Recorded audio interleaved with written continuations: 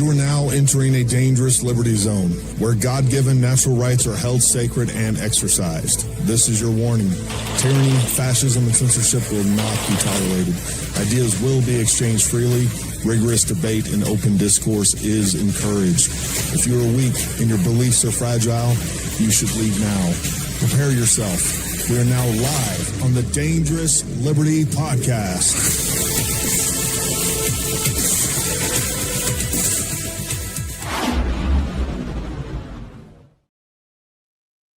What is happening, and all of you great Americans out there? We are getting ready to have another great live show. I was not going to do this, but then I don't know. We're going to do it. It's a must. We got to get it done.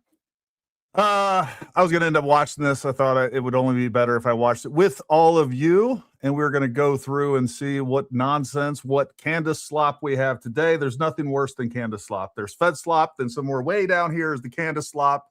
That's what we're getting ready to watch. For those that you haven't heard the news, we have now found out that Mitch Snow is indeed the Zodiac Killer. This is a claim that he made early in December. Look, the fact is, and he has a long history of this and talking to all kinds of different people out there, I think it really comes down to the con is not money. This guy, Mitch Snow, is desperate for fame and notoriety. That's what he really wants. The money is just going to be on, a cherry on top. So that's what this guy is. He wants to be seen. And he's nuts. He's delusional. He's clearly a pathological liar. He's willing to say and do anything possible to get people to see him and to get people to notice him, even though no matter how ridiculous his stories are or anything else. I want to say hi to everybody over in the chat. Look, I have been getting just a stream of comments, emails, everything else. Look, I appreciate all of your support more than you realize. I don't want to harp on this, but this is a wild time for our family, to say the least. But it's not going to stop us. They can continue to try to smear us, defame us, all the things.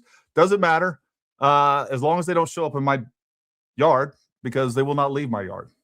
If they want to play games online, it doesn't hurt me. Look, I fought the Taliban. I could deal with Candace and her little freaking minions and these bots and all the other stuff. Like, it doesn't matter. Al-Qaeda, like these people at the end of the day are nothing when it comes. And you know what?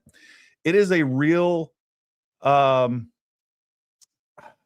a good lesson. We get so caught up in our own egos, and we get so caught up in what people think about us.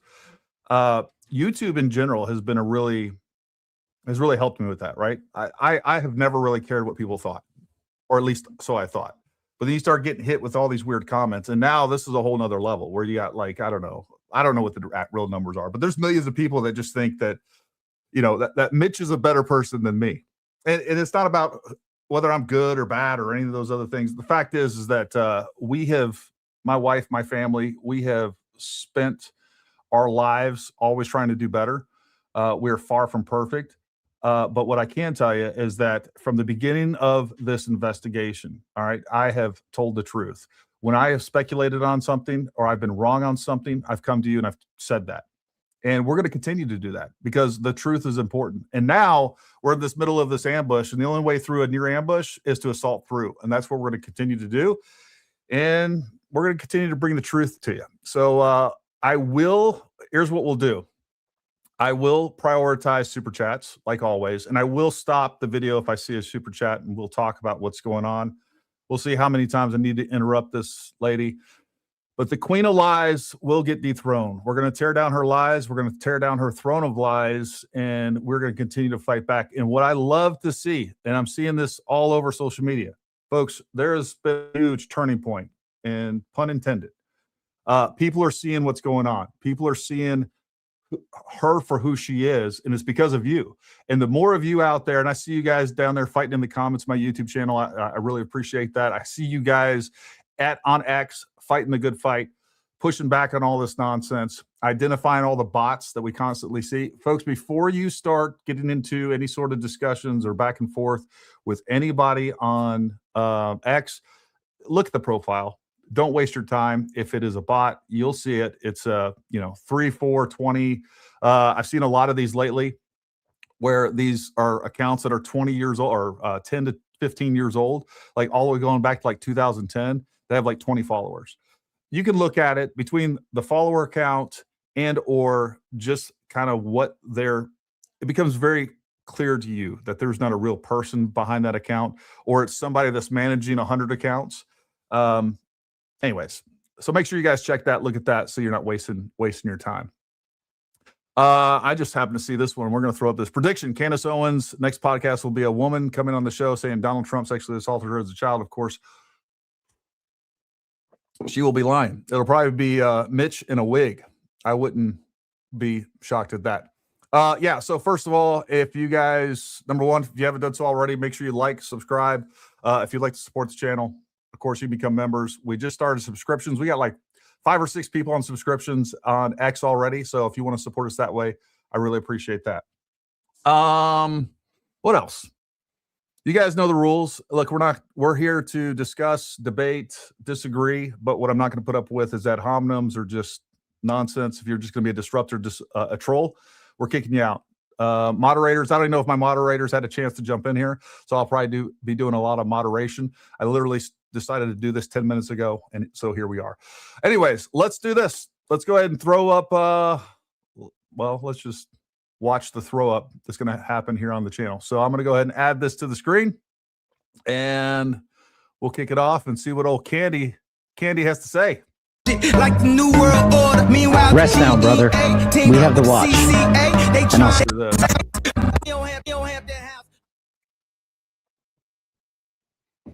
Oh God, that was the hold on, let me fix this. Guess that was the intro.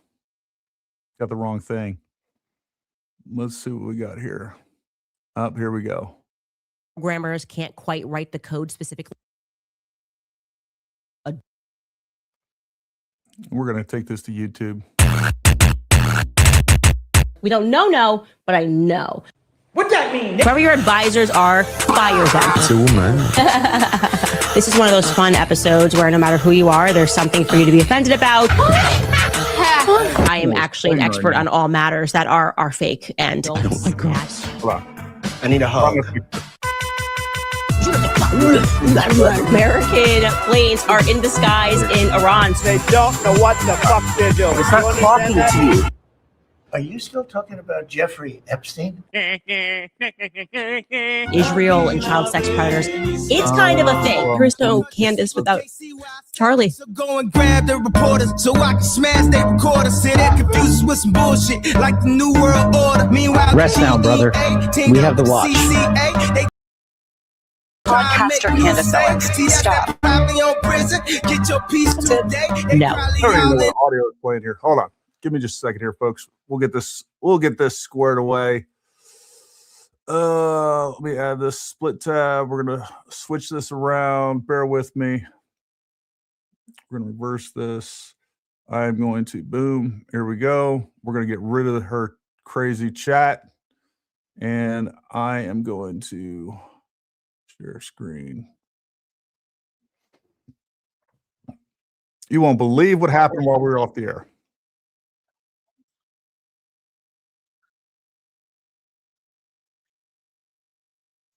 He just spoke to me. All right, here we go. I heard his take on everything. But the result is that right now, what's happening in this country and really all over the world is that everything feels weird and wrong. That's why I kept saying last year that everything is fake and gay. It feels like we're watching a movie. It feels like we're all in the Truman Show. And Hey, look, me and Jay Witt were streaming yesterday. And then when we got off, and I meant to call him today, and I got busy because I wanted to know what was going on with that. But for whatever reason, he was told by YouTube. I had the same thing happen to me. I don't know, about a month or so ago. I was off. We were streaming. Everything's fine. It was cut off. I think it's Candace folks that are complaining and launching complaints against us, and then they take you off the air for 24 hours, and then they figure out that it was BS. But that happened to me twice. No explanation. No apology, no nothing. So I don't know what's going on with Jay Witt. As a matter of fact, I'm going to reach out to him now, and if nothing else, I'll send him a guest link, and we'll get him on here. Around us are actually robots, and things have gotten so abnormal that even things that should be abnormal, like RFK sexting, which is what Tim Dillon's about to describe, feels like that's the most normal thing going on. Take a listen to Tim Dillon. What a profoundly dysfunctional society we have. There's nothing to look up to. There's no one to be excited about. Really, the least controversial member of this administration is RFK Jr. Can you imagine? He's the least scandal-prone member of the administration. And every 3 days, there's another text leaking from him where he's like, open your mouth. I want to put my seed in you. And that's somehow the best part of this whole thing. His sex are nowhere near as, scandalous as like Kash Patel, the FBI director, is sitting there updating you on his girlfriend's country music tour. It's hell. It's absolutely hell. And Erica Kirk, God bless, tragic, and I'm sorry for what happened, but nobody knows why she's out there in a glittering pantsuit in a recreated tent that her husband tragically was murdered in, throwing merch out. I mean, seriously, if you were the friend of Charlie Kirk, you were genuinely, that's my best friend. Would you be playing this drivel right now? I mean, would you? I wouldn't do this to my friend. Like, I wouldn't do that. She's out there talking to Nicki Minaj. People are confused. What's going on? Those are the three words that sum up this whole entire mess that we've created for ourselves. He's right. What is going on sums up how we all feel right now. And I also would like to mention here another confusing part that we kind of didn't discuss enough, another confusing part of that Barry Weiss interview that we should discuss more. Everyone was making TikToks about the stop, just stop, but actually the most effed up part about that interview was CBS's decision to bring Hunter Kozak to ask Erica a question. Again, who approved this? I want to know. I want to know who thought it up and who said, okay, yes, let's do it, because everyone involved in that process is what I think we're fighting right now. I think these are robots. There's no way that somebody comes up with that idea and then a team of people at CBS approve it. Again, they wanted to recreate the moment that Charlie died, but this time his wife was going to survive it. Hunter Kozak. I was just thinking about this. Could you imagine if Candace Owens' husband was killed tragically, and hopefully that won't happen, but at some point in time, she's getting back on the air. And then every time that she gets back on the air, because she has bills to pay, she has lawsuits that are going to have to be paid here shortly from the French and others, got a lot of money to make. She's got to keep the grift going.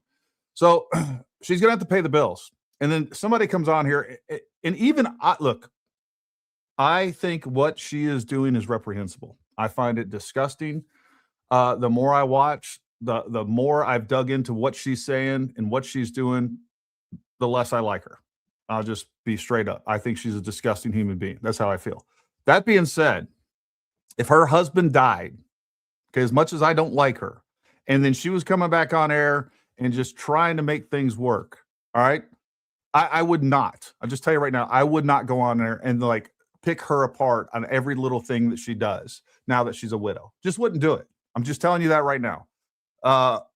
Now, what I would do is she's still telling lies. I would still be on there pointing those things out without a doubt, especially if it has to do with this and it's affecting millions and millions of people, and it's affecting the midterms, and it's affecting our political party, and it's affecting everything that Charlie put forward and built in his entire legacy. Yeah, I would critique all those things, but I wouldn't sit there and tear her apart the way that she is, Erica Kirk, and has continued to do so. It's disgusting. Exactly. Last time we all saw him, Charlie died. Barry Weiss, bring him back. Erica's going to survive it. Now, to the computer programmers, I want you to know, I agree. To us humans looking into that, the part that you're missing is post-traumatic stress, displaced anger. Like, technically, Hunter Kozak didn't do anything wrong on that day at UVU, but I hate him anyways. That's how I feel. I hate him anyway. I don't ever want to hear his voice ever again, because he's the last person on earth that tried to stress out Charlie Kirk, right? Asking him a stupid question about transgenderism, then Charlie died. So it's not fair, but I don't like Hunter Kozak. I just don't. And I think that that's a normal human feeling, right? Bringing him back to finish asking a question, like this time Hunter's going to get to ask his question, that's not relatable to the rest of us. It actually makes people who have a soul feel icky. So I want everyone to watch that moment. I want to invite you to go backward and to rewatch that moment and the manner in which Barry Weiss tees up this excruciatingly odd question. Take a listen. Erica, as you know, the last person that Charlie ever spoke to was a Utah Valley student named Hunter Kozak. He was asking Charlie a question that day when he was shot, and he's here tonight, and he wants to ask you a question. Hi there. Yeah, I agree, Tammy. What a disgusting thing to play.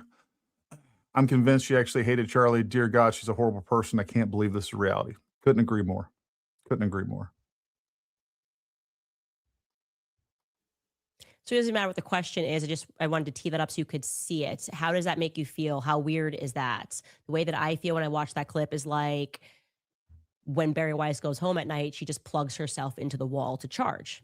That's how I feel. I just feel like we're just different. I don't know what species that is or what computer program that is, but I can't relate to that. I can't relate to the idea that if Jackie O a few months later decided to do interviews, that they would be like, hey, Jackie, Kenneth Shakiavan, thanks for fighting the good fight, Gary. I've been supporting you on X under the name Chen, praying for you and your family. I know it's not easy. Thank you very much. I appreciate that. But this time you're first going to Appreciate you, buddy. that. Appreciate everybody supporting us. That's weird. Whether you're watching, super chats. So the real question that I have memberships, going into this year thumbs ups, is how many of us oh, humans that's are one left? thing. Look, folks, this is what's happening right now, especially with our lives. So what happens with a live like this one is you guys give all the thumbs up. It's doing great video, but then it goes away. It's no longer alive, and now it's put onto YouTube as a normal video. Do me a favor, like go back on those videos, go back through all our videos and hit thumbs up on those videos. We are like, before all this started, I never had a video that rated under like 98% on the likes. And man, the bots, the candidatards, all of them are hitting our videos like they're like, high 80s. Some of them they've ranked down to like 78%. So if you guys don't mind, got nothing better to do, make sure when you're done with this, like, subscribe, all the stuff, continue to comment. That helps. After this video, just go back and do the same thing. That would really help us out, because what that does is it downranks us in the algorithm, and it keeps, and they know this. Look, this is strategic. They know they want to suppress our videos. That's what they're trying to do. That's my energy in this year. How many humans are actually left? Because I think the war is already happening. And also, I agree with that. Hunter Kozak, what's going to happen now? What's in the forecast for humanity in 2026? Because we've clearly woken up to the fact that everything is fake and gay. And we are therefore now reaching an inflection point. The people that rule over us, they tried it the nice way, I guess. They increased the pageantry. They used even more pyrotechnics and fireworks, and it seems like we're not biting. We are still talking about Brigitte Macron being born a dude. We're also still talking about the Epstein files. I'm sorry. So what's the next step? What's going to happen? Are they going to just get crazier? Yeah, I think the answers last year taught us yes. They want to start rewriting laws. They want to bankrupt people for knowing the truth. A real headline today, by the way, Brigitte Macron, who was quite literally born a male and who quite literally committed statutory rape under the then French law against a 14-year-old student, has successfully secured a conviction against 11 people in France for cyberbullying. Hold on a second. You guys see how she phrased that? And I don't think that was by accident. She said, the headline is that Brigitte Macron was actually born a man, da-da-da-da-da. And then she goes into what the actual headline is. Like, this is slippery sleazy stuff, the way that she does things. And again, she's reading the teleprompter. This is manufactured like this on purpose. And the media is now, of course, trotting that out, pretending that that's proof that she's a woman. No, it is proof that France has now created laws and are willing to try people for telling the truth if the person who is lying feels bullied. That's what that means, just so we're clear.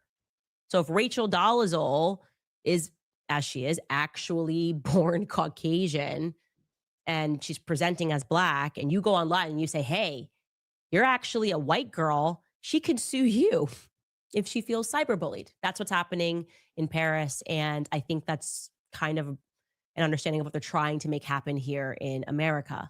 The deep state is insisting on passing speech laws, and they're going to attempt to bankrupt me for knowing the truth about Brigitte. Now, this is a longer clip, and it is so worth listening to because it's brilliant. I honestly think this is dark comedic brilliance from Tim Dillon. Again, perfectly explaining this exact moment in time that we are all in. So to tee this up correctly, essentially, Tim is discussing how our modern world and culture, we are all starting to realize, was created by powerful people who are into kids, like Jeffrey Epstein. And yet the media just wants us to move on and keep going. So take a listen to what he says here. He's just kind of recapping the moment that we are in right now. This was our culture. For a very long time, it was thank you, Frank. Domination, evil,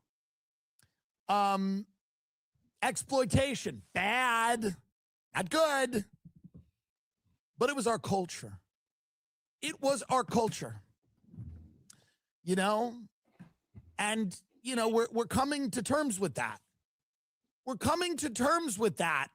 And it's going to take, it's a little bit of a pill to swallow. Is it not? It's a little bit of a pill to swallow, huh? It's a little bit of a pill. It's a little Power bit of a pill. Talks 22, You maroon ever get shirt. sick as a kid and your mom's like, you And got be to a take this person one. of And you're like, interest. ugh. She should be. She's like, this one is everyone that rules over you is a static pedophile. You're like, oh no, not this one. It's a little bit of a pill to swallow, but that's where a lot of this comes from. This is the runoff. What you're seeing now is the runoff of people living to pretend that that isn't true. It is the denial of that culture that has produced this culture. Listen up, I'll say it again. I'll say it again. I should be paid more for this, frankly. I'll say it again. It is the denial of that culture that has manufactured this culture of nothingness. It is the unwillingness to look that in the face that has produced slop. That's what it is. It is the discomfort that comes from facing the fact that your greatest fears are true. And you're unable to process that, so you dive into the Eras Tour. You backstroke through the, restaurant that serves the thing from the app that you saw. Thank you, Liliana. Appreciate you. You try to And vacation everybody. in the right place to take the edge off. You know, Like, it is the denial of truth that has delivered you. hey, I'm just going to say this. I think there was a rewrite here. This is speculation, but I think she was going to cover some things that she decided she wasn't going to cover. So what she do? She ended up playing a bunch of Tim Dillon videos to fill the time slots. That's what I think. I think she was going to go hard. We'll see what happens later on in the video, but I think this whole Zodiac killer thing that Mitch has come up with, it might even be a bridge too far for Candace. So I think she was going to cover a bunch of that stuff and decided to deflect. And, well, you know what? Let's throw in some Tim Dillon clips. I need to adjust my volume back here. Here into nothingness, into emptiness, into a place where, do you want to see the amenities? The building is really nice, but you've got to see the amenities. The amenities are really over the top. The HOA is really high, but you have to see it because the amenities are so worth it. The amenities are amazing. There's this amazing room. You can use it if you have a party, like 12 to 15 people. You want to do a dinner. You can bring in a private chef. You can bring in a private chef. It's so amazing. They'll set right up and they'll do a dinner. You can actually bring in servers and a bartender. I've done it before. It's amazing. It actually connects to a terrace. What's great about it is it's actually for everyone in the building to use. You can reserve it, but it's very easy. You just do it on the app. Is the world run by satanic pedophiles? There's also a rooftop garden. It's amazing. I go up there. I have coffee all the time. You can go. So you get a special key when you come here, and it'll only go to your floor. So you don't have to worry about any of the security. And at the top of the building, there's a rooftop garden, and you can sit there, and you can even do yoga because actually super private. There's like alcoves. Right. So let me ask you, do you think that our civilization is run by like evil pedophiles that are murdering and torturing children? And next year the restaurant opens. So like I don't even want to talk about that. And I'll tell you why, because we don't have the bot farms behind us. She does. She does. So this is why this would not work. It would take hundreds of thousands, and she does. She has hundreds of thousands of bots. I don't know who these are funded by. I can speculate. George Soros, every country out there that hates the United States and or hates Israel. I think there's the Israeli lobby, right? You know, we have AIPAC, and there's problems with that, and there's criticism that we can go through with all those things. But there's also the anti-Israel lobby that's just as powerful. CARE, the Muslim Brotherhood. We have all these things going on politically that, by the way, are far worse than, in my opinion, than AIPAC. And you have far more criticism because they hate America. Israel needs America. All right, that's the thing. Like, that's, to me, is one of the most differentiating points out of all of this, is that Israel needs and wants America. Yeah, they want to influence us. They want to do things that sometimes don't align with our values. Okay, as does every other country. But there are other countries and other entities that hate America, that don't want America to exist, whether we're talking about China, whether we're talking about Iran, whether we're talking about just about every Muslim country out there. These people are not our friends, they're our enemies, and they are the ones that are pushing some of this too. I guarantee you China is pushing money into this. I guarantee you freaking every Muslim pact out there, the lobby group, country, like they're all in on this. And that's why us just going through and kind of downranking Candace is going to help, because we don't have that horsepower behind us. So that's the biggest difference. The restaurant, because it's literally so amazing and you can't have it right now. But within 5 months, we have a celebrity chef who's opening a restaurant. It's like Mediterranean, but it's also kind of like more on the Italian side. It's like super perfect. It's like amazing. It's great for like light bites in the morning. And then you can like even grab like coffee and breakfast, and then there's like a lunch, and then there's like a dinner. And even I've actually heard this. I can't confirm, but I've heard, that they can actually cater your party in the private amenity space. Like the restaurant can cater your party in the amenity space. Wow. That sounds really good. Why do you think that woman got shot in the face in Oklahoma? Well, anyway, if you want it, just speak to your realtor, because it's going to go really, really fast. We already have so many people coming back to see it for second and third showing. Cool. And I just heard. Agreed. That around the block, that She's like cooked. super exclusive restaurant that nobody can get into. I guess I don't know that the whole can get any deeper. Was there last night. Wow. Well, thank you for this info. You've given me a lot to think about. And it is the denial of that culture that has produced this one. I just had to play that in its entirety because it's brilliant. It spoke to my soul when I heard it. Like, what kind of a turd bag do you have to be to, like, I hate the Macrones.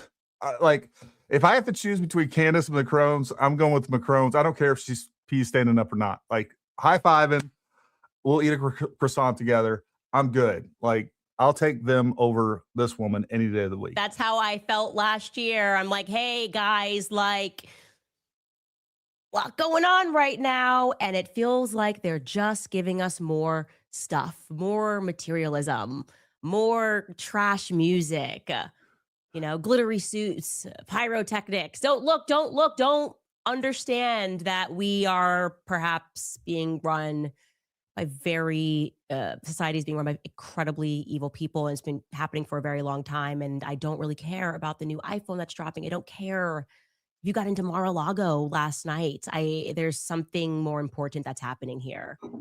And the droids keep droiding, right? They're fighting us and they're just kind of telling us that we have to accept this culture. And we're saying no. So I guess in summary, the battle lines have very clearly been drawn this year. You now have to decide what side you're going to take.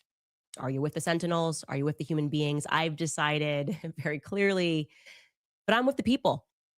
And I'm done holding them back because all of this is effing weird. And we're going to discuss even more weirdness that's going on. First, we're going to take a brief break and throw it to our sponsors. All right, you guys, if you are trying Luckily, we those stubborn pounds, fast your forward gut health to this might be the nonsense. this at checkout. So we obviously have to discuss Fort Huachuca before we get there. About an hour before we went live, a bunch of people were messaging me saying that the Daily Wire had brought back my old YouTube channel. They had seemingly deleted it. Apparently, they just privatized it and they brought it back. And as you could see, they premiered an old trailer from when I was joining the Daily Wire. And if this wasn't a mistake, this was not a mistake because they put a card in the front that said this was shot in 2021. So what are they doing? They also did the same thing on Instagram. My old Instagram channel, they re-released my trailer from when I was first joining them. So clearly they're trying to get attention for something. And I can tell you what that something is. I love scooping people when they're just being weird. First, I should say I did have a little bit of sympathy over this break. I would like to apologize to the midget horse. The midget horse never deserved the FU. There's nothing wrong with being a midget horse. And yeah, I was a little fired up and I attacked a small horse that probably did nothing wrong, if I'm being honest. Now, more broadly speaking, the reason I had sort of snapped at the end of last year is that it has been a very long road, as I showed you an example of me just trying to be fired like a normal person. Just so you guys know, in a normal world, your employer, if they fire you, that should be the last you hear of them. You should not then have them follow you to events, calling people to try to get you canceled from speaking events, putting pressure on people, lawsuits. That's actually toxic. And when I said to people that it was getting to a point where I felt like I was being stalked by them, I said this like privately. I said, I genuinely feel like when you break up with someone and you have a crazy ex, that was how it felt like being fired from the Daily Wire. Except in this circumstance, the ex broke up with you, but then I guess like maybe changed their mind or just didn't want to see you move on and be happy or successful. There was an element of this that felt, and I truly am not trying to be dramatic here, it felt like a crazy ex-stalker. Like, if I can't have you, nobody can have you, you know? And so to connect this point, to build this corollary for you guys, that was how I felt. That was what I was expressing to you at the end of last year, that I was done with it. Right? I was like, I'm leaving Daily Wire in 2025, come hell or high water. Well, they want hell or high water because it turns out the reason they're doing this and doing it on my channel is because they are trying to hard launch a young woman named Madison Bransford. Okay. Now she's apparently an intern at the Daily Wire, and they're basically dropping like an iCarly type Nickelodeon feel show where she's going to make fun of me. And the show is entitled In the No-No because apparently they watch every second of my show, which they've been doing for a very long time. They used to send clips and have people make fun of me when I was first getting started. And so now, because they still can't let me go, and since Ben is now on stage bringing me up and saying, we don't know, but we know, like it's giving crazy ex-stalker. They're now launching a show with this girl. I'm sure she's a lovely human being. It's basically like they tried to find someone that's similar to Brett, but it's not at all because it's not mature. Texas Boy Mom, thank you so much for defending the truth no matter what. Praying for you and your family's safety. I love yours and Jay Witt's podcast. He's how I found you. God bless. Yeah, Jay Witt is just an awesome dude. If you're not following the Jay Witt podcast, make sure you follow him. Apparently, after last night's stream, he got cut halfway through or whatever else.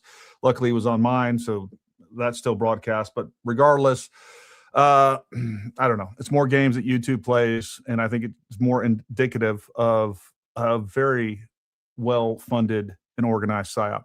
I believe Erica knows exactly how Charlie really felt about Candace, but won't stoop so low as to air it. What else can we do to help Gary? Stay tuned on that. Look, I am filing civil litigation. We're going to see what that looks like on a couple different areas and where that goes. And you know what? If you guys want to help out with that, we'll see. We'll see. That's not something I like to do. Don't like to ask for money. Anyways, but what you can do, again, go back after our lives, go upvote those things, go upvote all our videos, just go through and like the crap out of them. If you want to become a member, a monthly member, that really helps here. And then also we do have subscriptions on X as well as on, I can never remember this stupid. Anyways, where our newsletter is, it's down below. I will tell you, right? Substack. I can never remember that name. Anyways, if you want to become a contributing member on our Substack, you can do that as well. And we appreciate the support. Yes, Mitch deleted that his, so I want to give credit where credit is due. First of all, I was the first one to post that whole thing and that's because my producer, J-Dub, is the first one that I know of that found that post of Mitchell claiming that his father was indeed the Zodiac killer. I posted it early yesterday and I tagged a bunch of other pretty big name people. They started posting it and we've had fun with it ever since. But it just goes to show you how crazy and delusional this guy really is. Sorry to hear you're getting threats. Let me scroll this up. Sorry to hear you're getting threats for reporting the truth and exposing liars. You are definitely over the target. Stay max. We got your back. We'll continue to support you, brother. Scouts out. Thank you, Roman. I know you guys do. Man, very, very thankful for all our viewers and supporters. We're still in this fight because of you. Understand that. We are in this fight because of you. If I was sitting here with one viewer, I'd still be screaming about all this stuff at the top of my lungs. But we are having a significant impact because of you, because of your sharing this stuff, because you're joining in the fight. All the little things that you guys are doing, don't think they're little. They're big. They are contributing in a massive way. And we got to make sure that the American people aren't so silly to believe this nonsense. Pat Brooks, thank you. Gary, thank you for your courage, integrity, and fighting for the truth. We have your back and support you 100% and appreciate all you do. God bless you and your family. God bless you, buddy. Thank you very much. New here, grateful to find our community of logical thinkers. Candace is a narcissist to a T. She is literally the one acting like a crazy ex. I agree with that assessment. Daily Wire needs to tighten up the ship. Candace is getting a lot of inside info. I don't doubt that. Wow, she's hitting all the companies that fired her with her circular rants and no facts. Maybe she should realize that she was fired due to her incompetence. And here's the thing. Again, if Candace didn't have double standards, she'd have none at all.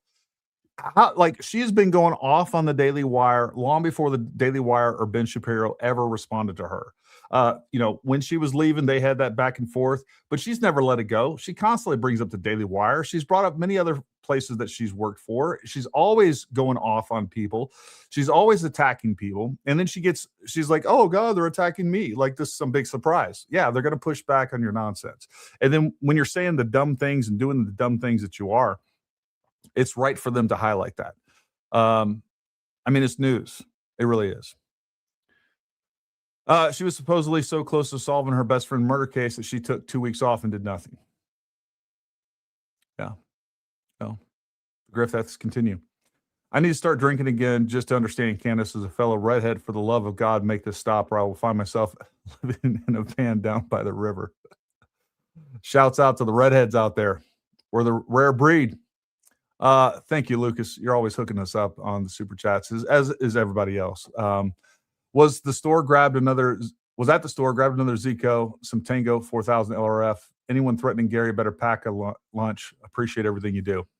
Thank you, Lucas. We appreciate you, buddy. We appreciate the support, the help, all those other things. I do want to talk about some things going on too, some other things that people are trying to attack us about toward the end of this. I'm going to write this down, but we'll get to playing crazy Candace here. The Queen of Lies continues. And she's just going to make fun of this show. So that's what the Daily Wire has in store. I'm sorry to have scooped you on this new brilliant idea to hard launch something on my socials of somebody making fun of me. I'm sure you thought that was going to get some huge applaud. It's weird. It makes me uncomfortable. If I'm being frank, I'd like you guys to move on. I understand now. You're never going to stop. This is just what we are. You're forever going to obsess about everything that I'm doing. I think it's a bad idea. I would kill it if I were you guys, but I see that you've already made a significant investment. And I hope it works out. I hope a person dedicated to making fun of me in the note, I hope it works out for young Maddie. It will. Anyways, we now need Don't to turn our attention back now that we've recapped how I'm feeling about the new year. We obviously have to discuss Fort Huachuca because it seems to have driven people insane. Okay? Insane. People are losing their minds ever since we mentioned Fort Huachuca, which signals to everybody that Mitch is telling the truth. Okay? Now, I should tell you that if Charlie were alive today, they'd be calling him demonic. They'd be calling him possessed. They'd be saying that he was crazy for not trusting the government because he was honest. He had an honest perspective about psychological operations. He noticed them. He knew the government was behind these psychological operations, just like the one they have put in place since Charlie was assassinated. Here is what Charlie had to say back in October of 2024 regarding the CIA and MK Ultra. He is speaking with Justice Smith. Take a listen. Do you think the MK Ultra project ever actually ended, or just went? No, under we a have. new I name? mean, we have no evidence that it ended. And I mean, also we have Operation Mockingbird too, which was another CIA program, which was that they were going to take over all the news networks and have symmetry in their broadcast communications. No, the Central Intelligence Agency is actively involved in mind manipulation of people here domestically, and that is completely against the CIA charter. We must understand, we have Congress, and they're just kind of like a peanut gallery. And then we have a super government that exists above Congress of the Department of Defense, which is the Pentagon, the Central Intelligence Agency, which is its own thing out in Langley, the Federal Bureau of Investigation. They run the country. The intel agencies run the country. Look at that. I agree. People don't run the country. The executive branch doesn't run the country. This is why they hate Trump, because Trump was the first candidate since JFK to actually want to declare war on the intel agencies and bring the power back to the sovereign. And both him and Kennedy got shot. Yes, well, I am just in many ways. I think it would just pain Charlie to see everything that's happened. Oh, it would pain him to see everything that's happened. You were absolutely right, but not in the way that you think. And again, this is this false comparison. If this is true, then this has to be true. All right. The idea that old Mitch walked into a secret meeting at Fort Huachuca is just the dumbest thing. It's so dumb. And then what you take something that's so dumb, forget about all the other stuff that we know about him and the fact that he is a pathological liar and his father is a Zodiac. Forget about all that. The claim on itself is so dumb. And then you take that claim and you say, oh, let me play this clip of Charlie Kirk where he's saying MK Ultra is true. And because that's true, this has got to be true as well. Or let's say that it's a stupid claim being made by a con artist that is desperate for fame and notoriety. That's what the real problem here is. And this is the constant false, the false comparisons that she's putting up to as proof. It's so dumb. It's so illogical. It is the stuff of children. And I don't understand how so many Americans can fall for the nonsense. It really is frustrating. Since he passed, I think it would just pain him to see what Trump has become. He's become a deep state, obviously, and never have I ever seen a more aggressive psychological operation or a more obvious operation, for that matter, than everything at the intel agency. Look, she just revealed it. All right. This is what this is all about, really. It's about taking down the Republican Party. It's about taking down Trump. It's about stopping the MAGA movement that Charlie was integral in starting, continuing, and getting Trump reelected. This is the real problem. She is not a conservative. Her followers are not conservatives. We now have very good evidence that the Antifa movement has overtaken and hijacked the entire Candace Owens thing. We know that the left has hijacked her entire movement, whatever we got going on here. It's always been full of never Trumpers, and is like, I get into arguments with these people all the time down in the comments. And the first thing they bring up is like, oh yeah, you know what? She's lying just like Trump is lying, right? Because Trump is the real liar, and like all these stupid arguments down there. Like this is this is the real scam right here. All right. She is trying to take down Trump indirectly through all the claims that she's making. She's tying Trump to Israel.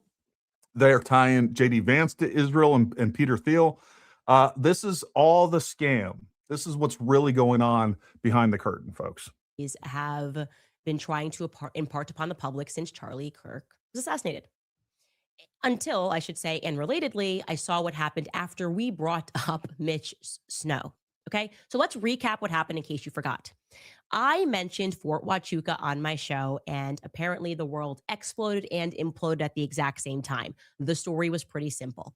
I was contacted by someone claiming that he was very certain that he saw two people at Fort Huachuca in the days leading up to Charlie Kirk's assassination. Okay, he contacted me specifically about Brian Harpole and Erica Kirk. Now, I wasn't sure if I was going to have him on the show because. All right. Again, context matters. She started off that show saying that after you watch this show, there's going to be no other choice but for the U.S. government to admit they're involved in the assassination of Charlie Kirk. That's how she started this. And again, she's always lying. There's always deceit going on with what she has to say. While I have a pause, I want to go ahead and play this, show this super chat. Melinda Helton, 1851. I've learned so much from this show on the TR case. You're doing great work with all the others. LLC and Jay Witt are some of my other faves too. Stay safe. Thank you very much, Melinda. He saw, to be clear, Erica Kirk on the 8th, leaving the Candlewood Inn Hotel on the base on Fort Huachuca. She was with somebody who looked similar to Cabot Phillips. We're going to discuss him tomorrow. And then they were just leaving the hotel. Then he says he sees that Cabot Phillips looking special force type person the next day with Brian Harpole. And he's basically 100% certain he saw Brian Harpole at this top brass meeting. Okay, understand this. Cabot Phillips, who's not special forces, all right, as far as I know. I've looked that up. I don't think he is. But here we have Mitch. I'm 99% sure he's not. I probably should look that up. Mitch is saying, look, I know this guy's special forces. Without a doubt. You just know. You can tell. Come to find out, it's Cabot Phillips, who's not special operations. I'll double check that part. But regardless, we have now gotten a very clear alibi from Cabot Phillips. So far, what we know for sure, whether you want to accept the Brian Harpole alibi, again, I have his itinerary. We've shown that. I understand that there's some wiggle room in there, if you will. I have also seen other documents that he's not willing to share publicly for privacy reasons that I can tell you for sure he was in Dallas, but forget about it. Okay, the fact is Cabot Phillips is now, and she's even admitted that he was not there. Congressman Amadei, however you say his name, he was in the chambers of Congress that day. He's on video. We know that's not true.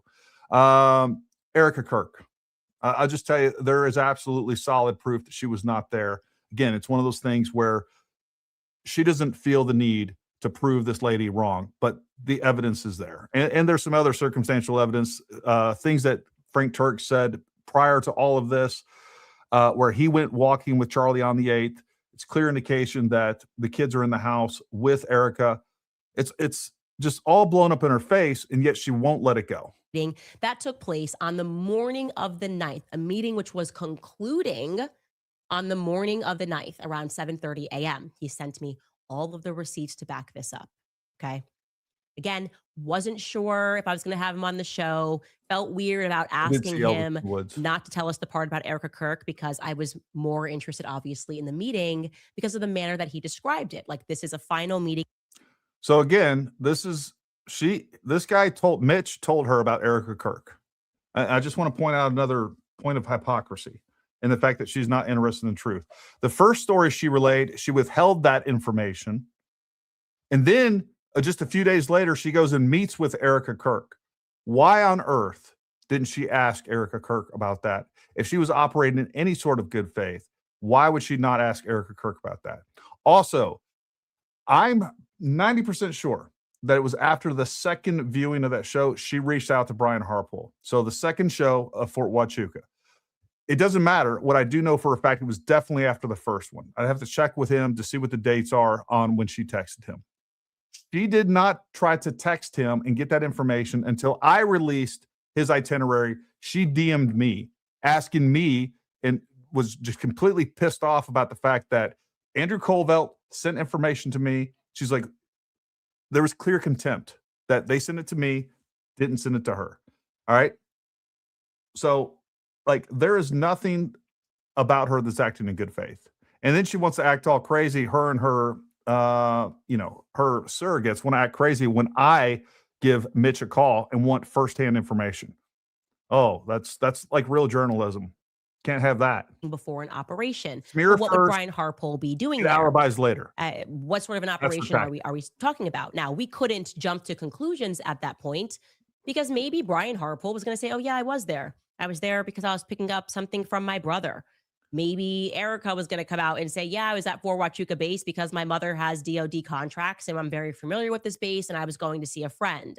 We didn't know what to make of anything other than he said that he saw these two people on different days. Again, to be super clear, he did not see Erica at the meeting on the morning of the 9th. He saw her the night before, allegedly, obviously. That was the allegation. What happened after we allowed Mitch onto the show to share his story was, it was just madness. It was kooky. What happens next is Alex Jones, of all people, the guy who brought us the gay frogs, and a couple of YouTubers that nobody had heard of, began a very aggressive effort to go after Mitch, right? To say, nope, this guy is illegitimate. We shouldn't listen to a single word that he says. Quite literally, Alex Jones went onto his show and declared war on me. I've never said a bad word about Alex Jones ever. In fact, only good words. I've spoken about Alex Jones. I said he's always been good to me. I've played clips of him. I said he's very funny. And he's going to act like I've attacked him, never spoke to him about Mitch Snow, nothing. Listen to Alex Jones quite literally declare war on me. And this is over Mitch Snow. Take a listen. I remember saying to them, like I said, I got to investigate her now. I got a bad feeling. I didn't have a bad feeling. God gave me a good brain. I already knew. I dropped the ball. I apologize. She's a globalist agent. I dropped the ball and I failed you and I'm sorry. I got to follow my gut every time. It's never wrong. And I saw so much more she did. And I love her people threatening me and all their doxing of people and all that. You think that's going to make me go away? All you did was wake me up like a nuclear test site waking up Godzilla. So just get your asses ready. Because you want a war, I want your war, I want it all, I want the doxing, I want the lies, I want the attacks, I'm going to take you on. Because you work for the deep state and the Democratic Party and the CIA and MI6, and I see your ass. So you just get ready. Amen. Amen. Okay, points for entertaining. I have no idea what he's talking about. I don't know. Good luck. I hope you do it. I hope you go after whoever it is. If the attacks are in the room with you right now, Alex, let us know. Okay. I literally have no idea what he's speaking about. I was off air and Alex Jones was just burned. First of all, this is all a lie.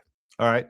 Her attacks on Alex Jones. Look, we have all of her surrogates, and her surrogates consist of Ian Carroll, Baron Coleman, Project Constitution, Diligent Denizen, Ryan Mata. I'm sure I'm missing 2 or 3. Oh, Meg the Crazy Cat Lady. These, and on top of that, all the direction of all these bots and everything else were directed at Alex. I know this for a fact, as well as me, and the same thing is going on with, so they were the ones, she shifted fire towards Alex. They were already doing it to me. Now, here's where we have good solid evidence of the fact that there is a coordinated effort with her. Number one, this entire orbit of people have been on this since the very beginning, coordinating information. She's, shouted out Ryan Mata, Ian Carroll, all these people. All right. So they have been in coordination. We know that Baron Coleman, he was just showing a text or a picture that he got from Candace Owens to begin with. Look, it's all part of the scam. And this is part of a network of disinformation. This is what they do, and they have been doing. Now, on my text message was the first time, or my DM from Candace was the first time that I knew or was told that Mitch had actually recorded me on that phone call. She told me, she's like, I have the recording of that manipulative phone call that you had with Mitch, and I'm thinking about playing it. Then a couple days later, she had her space. All right, so she had her space. She brings it up again. She says, I have the recording of, I don't even know if she used my name. I'm just some random YouTuber guy that nobody knows. So she said it again there. A few days later, we have Stu Peters, like a dummy, release this illegal recording of me. And then on top of that, he slanders me all through the post. Legal actions following. All right, I've already pressed charges on Mitch Snow. I'm waiting for the DA to get back to me on that. I talked to the law enforcement about it. They're well aware of what's taking place. There's already other charges pressed. There's a lot going on with Mitch Snow. Oh, and by the way, he did pack up his house and move out. We also know that. So again, what she did was she didn't want to have the heat of actually releasing that phone call. It's illegal. It opens herself up to lawsuit. So what did she do? She gave it to one of her simps to take the heat for her. And Stu Peters actually released that phone call. Oh, and by the way, not only did they deceptively record the phone call after asking me not to record, they did. On top of that, they cut out 30 minutes. Where's the other 30 minutes, Mitch? Put the other 30 minutes in there. I know why the other 30 minutes aren't in there. So they've edited the video. They don't know how to act any other way but through deception and lies. That's what they do. That is how they work, period.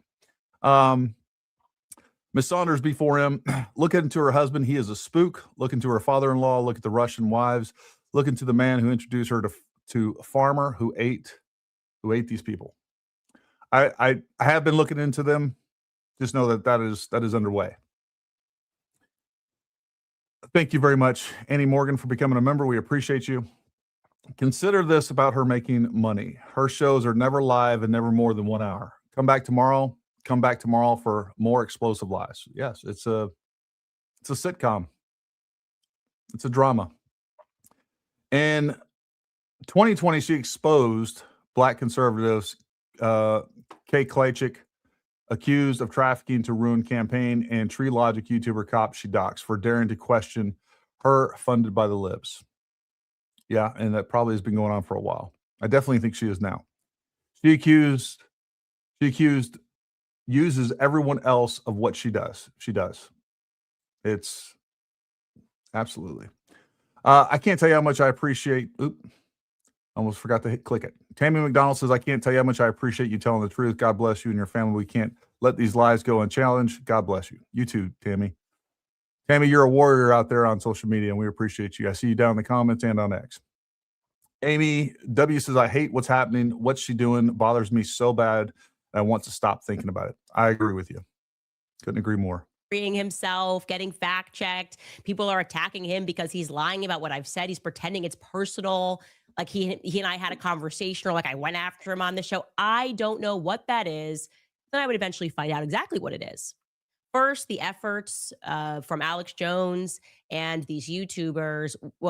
First, they played like they were friends with him. So you had this Paramount Tactical account and Valhalla who called up Mitch and pretended to be a brother, like a brother in arms. Yeah, brother. Yeah, we're trying to help you. We think, kid could be potentially funded. This is, Paramount Tactical, potentially working with foreign agents, and like, you're one of us. At the exact same time, they had Ian Carroll calling me, and Ian Carroll was being a friend, and he's like, hey, you should get on the phone with them and you should come out against Mitch because Mitch is a fraud and Mitch was never in the military and it's going to be really bad for you. Like, you need to make a statement against Mitch. So just to make that clear, they're trying to pressure Mitch to say something against me and trying to pressure me to say something against Mitch, to believe that Mitch is a fraud and to have Mitch believe that I was a fraud. No, that's a lie. I never tried to get Mitch, and neither did NATO or Valhalla. That's, again, fraud. That struck me as odd. I did not take the bait.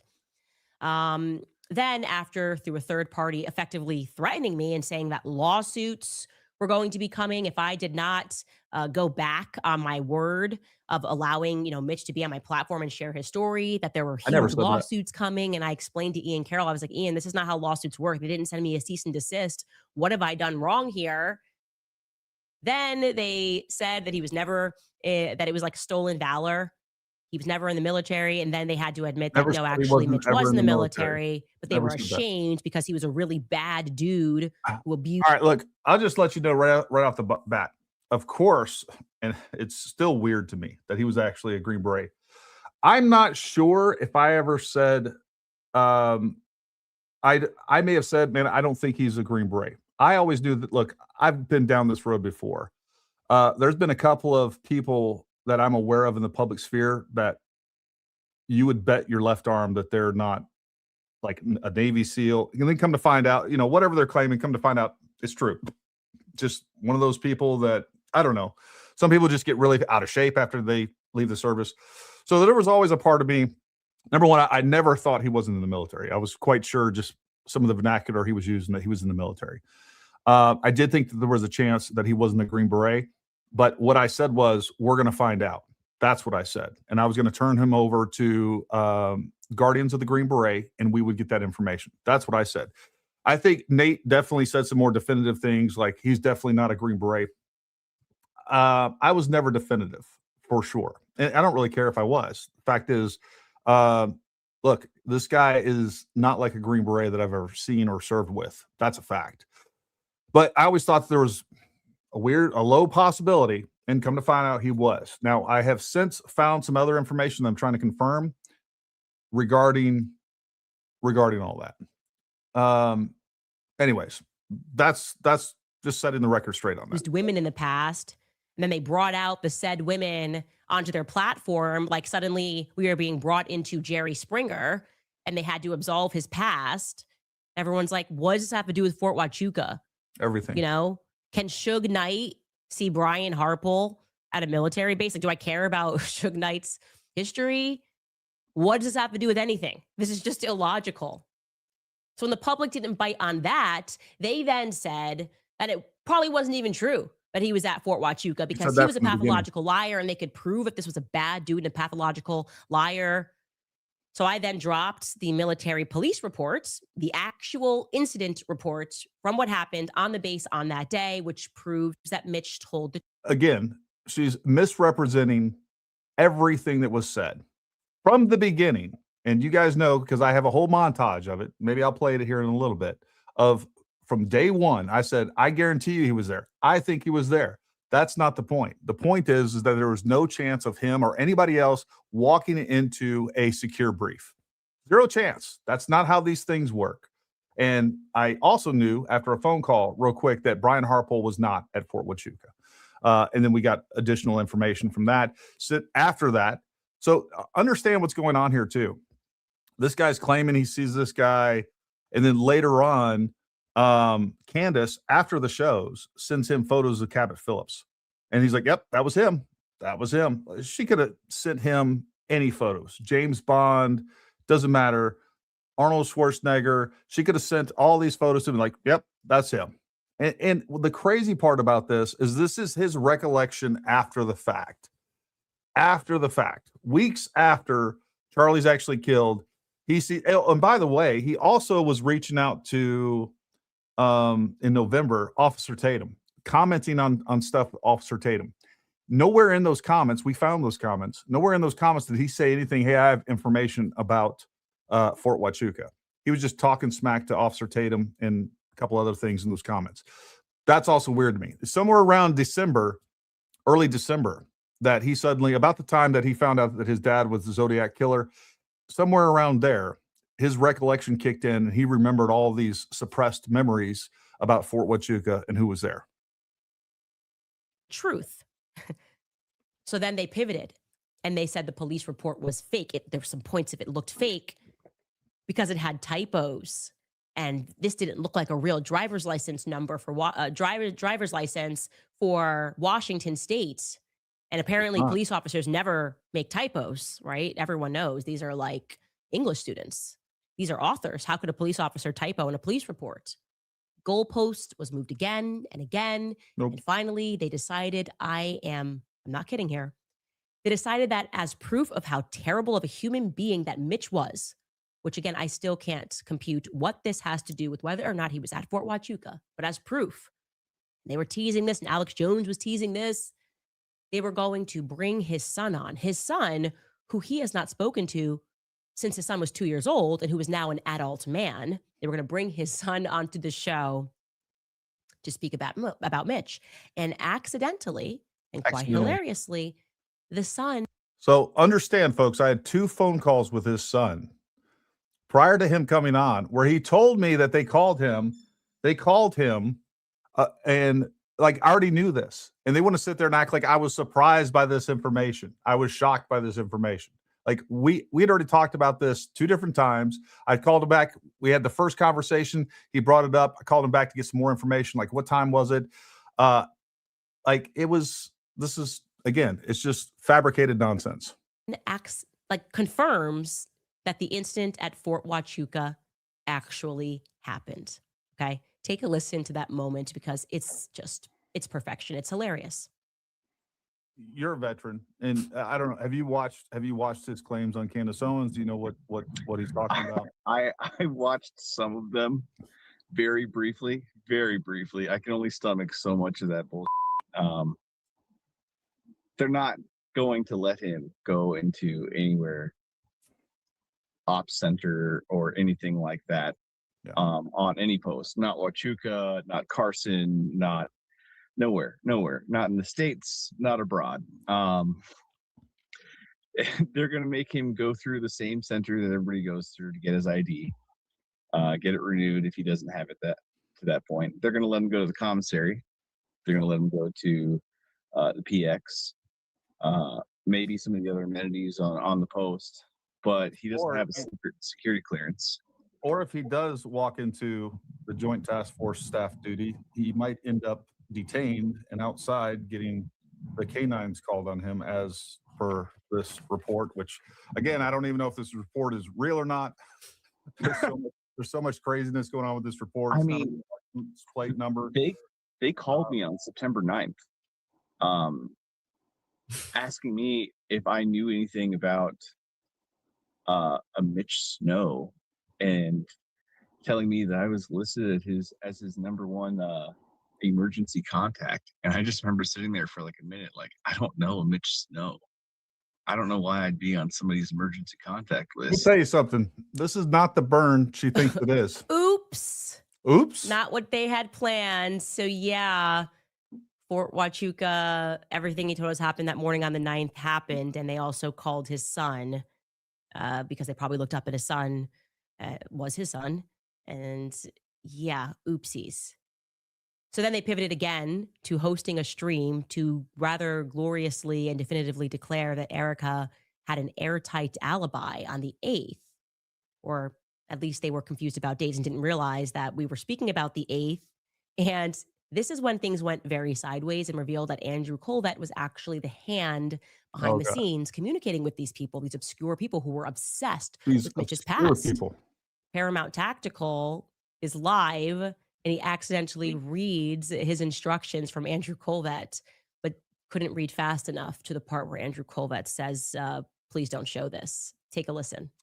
He was saying, I asked him, do you have proof of this? He says, but it's worth saying Erica wasn't in some fort in Tucson. The internet's gone insane. She woke up next to Charlie on the 9th, went to the office with Charlie all day, woke him up from a nap before a Fox hit, went to dinner with Charlie. Literally, people are lunatics. And then the next one, proof, she was with her kids at 8:33 a.m. Pacific time, which again, in September, Arizona's on Pacific time.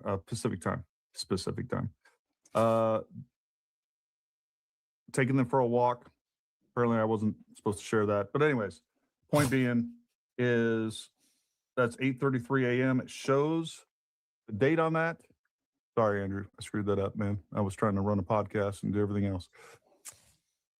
Yeah, I'm sorry. You should be sorry. I'm sorry for Andrew too, because that's what pissed me off. Honestly, I'm going to be honest with you guys. That was upsetting to me because we had all suspected that Turning Point was behind this. We had suspected that they were the ones, and I can confirm to you because also Alex said that he was in community. And again, let me read you that text string. It's because it's important to understand this. just so you guys, and it was already on. It was already on Alex Jones.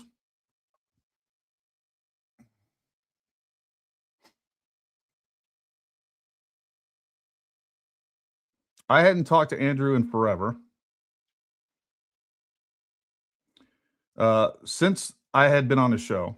So we had AmFest in between there.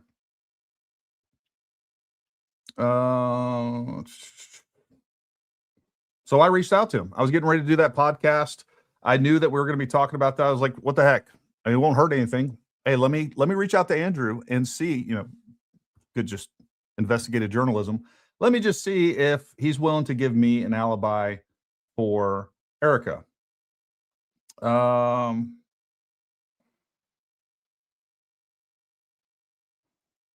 See where the beginning of this is. Oh, here we go.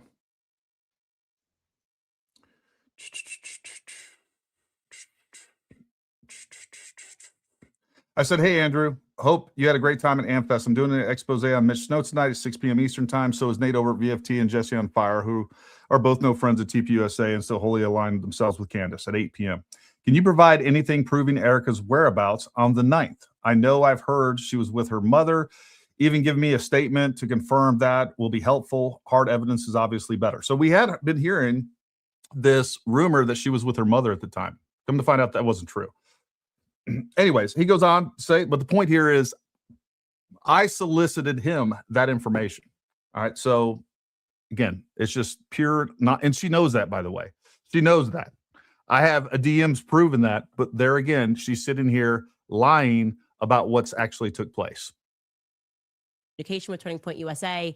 The spokesperson is Andrew, obviously, and I confirmed that Andrew had been communicating with Alex Jones directly. But why that upset me was because they were willing to drag me through the mud to try to have me, I would say, threatened by these YouTubers, this very guy that then goes, oh, Andrew Colvett. And yet they wouldn't just communicate that directly to me. Like we were very open to him just having the wrong memory, being where he was. She's accusing Andrew and everybody else of murder, and she doesn't understand why there's not an open line of communication. Like, she has zero, like, everything between her ears is mush.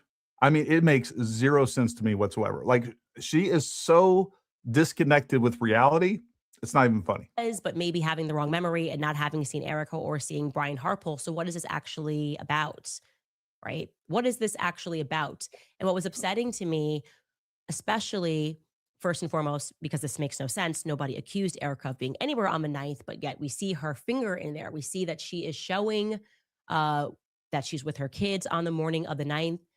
And that to me ran counter to my meeting with Erica. I was left under the impression after my meeting with Erica that Andrew Colvett had gone rogue, right? A lot of the things that I was saying and Turning Point was saying the opposite thing. And I felt like they were trying to make me look like a liar, right? The Charlie Kirk Catholic thing, me speaking about the threats that Charlie received a day before he died. And then Turning Point would come out and issue a statement. Their excuse was like, okay, no, you were telling the truth, but Andrew Colvett went rogue. And to be honest, I wasn't exactly sure what to believe when I left the meeting. Obviously, I wanted to take time to digest those things. But I'm very clear that that's what I was told, right? They copped to the fact that, yeah, Andrew Colvett did receive that text from Charlie the night before. And Charlie was worried that he was going to be killed. But, Erica didn't know this information and she was looking in his iMessages. Okay, so Andrew went so rogue that he didn't even communicate after Charlie was assassinated to the team that Charlie was afraid he was going to die. Okay, it's also important to point out from this meeting that she also got to see all of Rob McCoy's or Mikey McCoy's call logs, and she's never exonerated him. She never went back and said, you know what? I just misread the situation. I shouldn't have been judging him so harshly in this extremely stressful situation. I was wrong about him calling somebody or being on a call. Like, she never did any of that. Never did any of that. She is the only one that's been dishonest in this entire thing. And yes, Erica wasn't aware of this message. And by the way, it wasn't talking about, well, you know what? I'm not even exactly sure where this death threat message was specifically. And I can tell you that the people that have read this don't know what this death threat was specifically. It could very well have come from all of the social media traffic that was going around, basically predicting his death. But they don't look into any of that stuff. She won't look into any of that stuff. This has to be the French. This has to be Israel. This has to be TPUSA. All she does is obfuscate and completely omit relevant information time and time again. And by the way, she had this entire tip thing going on with Mitch when she was sitting there in front of Erica. Why didn't she ask Erica to see if she had an alibi that night of the 8th? You talk about acting in bad faith. That's all this woman does. Also, he was rogue apparently on the Superman text as well. Like, he was the one who issued that tweet and quoted the surgeon. I then told you that the surgeon never said that. That was not a quote from the surgeon. What I didn't tell you was that according to my source, which I trust very much, the person that was on that phone that said that quote was actually Erica. It was a 3-way phone call after my episode. I am told, again, these are two disputed narratives. Erica claims Andrew went rogue and also the surgeon went rogue and violated HIPAA. My source says that no, the surgeon did not violate HIPAA and he never said that, but he answered Andrew Kovet's questions because Erica was on the phone, and that the Superman quotation came from her, and they thought it was sweet because she was trying to grapple with things. And that's why I just abstained from telling the public that, because I thought maybe she needed to believe that because he died. And I was trying to be gracious. She's never been gracious. Never once in this has she given any of these people that suffered a traumatic incident and loss of their friend. Never once has she been gracious to them. All it has been is accusation of them being complicit in his murder. That is what she has done time and time again. Like, it's so obvious. Like, these people want to act like, when I don't know if the surgeon said it or Andrew said about the Superman neck. This is a guy that just lost his friend, is trying to spin this like he doesn't think he's going to be attacked, doesn't think that his words are going to be used literally. I mean, who thinks that he had a steel neck Superman? Like, this is just somebody getting out there and saying, you know what, this is what happened. Thankfully, for whatever reason, his neck stopped the bullet and didn't go through and kill somebody else. That's what he was saying. In a time of grief, in a time of heartache, trying to say something nice to the public about his friend. Or in this, now she's saying it was Erica that said that. Whatever. It doesn't really matter. But the fact is she's given these people no grace whatsoever. I don't know what to believe. What I see now is that I'm getting played, because now I see that she's giving an alibi to Andrew, and Andrew's not going rogue. Okay. Andrew is being told to do these things. Andrew is being told to attack me and to attack my narrative. Andrew is being told to lie on my name. Andrew is allowing these attacks to happen, sitting there across from Alex Clark, like, Catholic, no, he just liked the architecture. And I no longer accept that he is just going rogue. Okay. That to me shows coordination. There's no other way to read it. So we have to sentence Andrew Kovet to more truth. That's going to be the new vibe. You lie, I tell the truth. So let's revisit the Hamptons. Okay. Remember that whole debacle? Another thing that I said to the public. Debacle? That Seth. All right. I say weird stuff wrong all the time, so I'll give her grace on that. Let's hit some of these super chats real quick. Michael Watkins, thank you very much, buddy. I'm praying for you and your family. God bless. We need it. Thank you. PDH33 WTF. Thank you, sir. She has to go after you immediately because she knows you're getting too close to ruining her whole fictional housewife crime series. Yeah, I mean, it makes no sense. I just, like, it's so incoherent and silly. I'm just sitting back feeling like I'm taking crazy pills, watching so many Americans be tricked by stupid narratives that just, like, I don't even have words to describe this. It's so crazy, and it's so disappointing that Americans would be tricked by this stuff. Thank you very much, Laura Ann. We appreciate you becoming a member. It's the greater good. Am I still blocked? No, you're not blocked. You're actually commenting, so I don't think you're blocked, bud. You are so a liar. Cool story, bro. You know, the other thing too is 99.9% of these accounts, they're anonymous accounts. They don't even have the courage to tell you who they are before they accuse you of things. At least I'll give that to Candace. At least you know who she is. A high-speed chase. Other than the grift, why else would Candace be doing this? Deep state motives, perhaps, would not surprise me. Thank you, Gary. Yeah, look. No, look, I don't think it's a grift. I mean, there's money involved. I think her primary motivation is spite, envy, and hatred. I really do. That's just my take on it. And she is so narcissistic that she sees the world as something. She makes conclusions before she has evidence to back those conclusions, just like she makes accusations before she has evidence to make those accusations. And then she looks for ways, and she is so convinced of her own worldview or her own view of any circumstances that it has to be true. And then so she goes after that.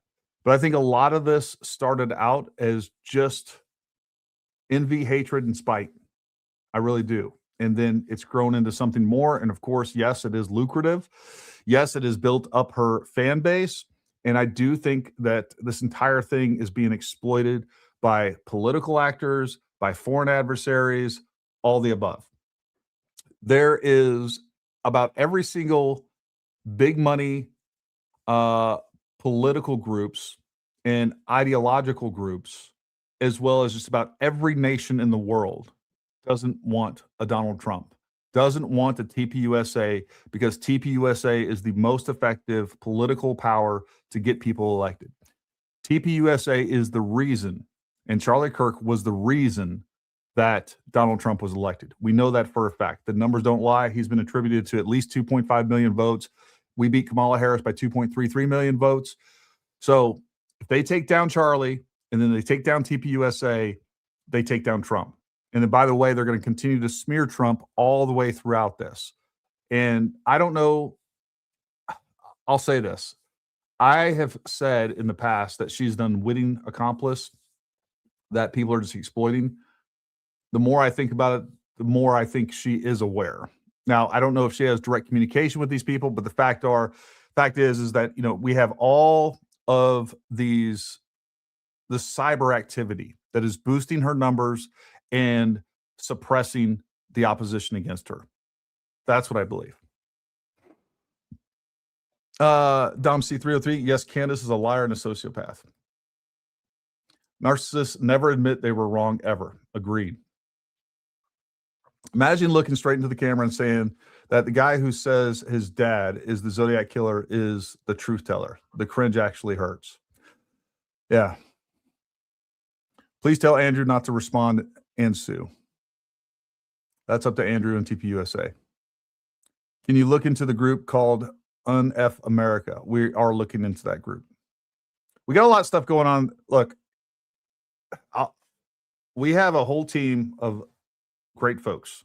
And I say whole team. We got like 4 or 5 people that we coordinate with on X. And these are just people that support us, by the way, that are really good at investigating and care about it. You know, post on X. Like, there's no money behind this or anything crazy like that. These are just people that support us, and we've teamed up with, and people that I've worked with since Butler, by the way. I know these people. Anyways, long story short, we're looking into all this stuff. It's a little bit of a pause because of the attacks on us and just having to fight back a little bit. So all of this is a distraction to some extent, but it's a distraction that we can't afford to steer away from at the moment. But we're doing other things. We're talking and chewing gum at the same time. I promise you. Consider TPUSA meet with the feds to help.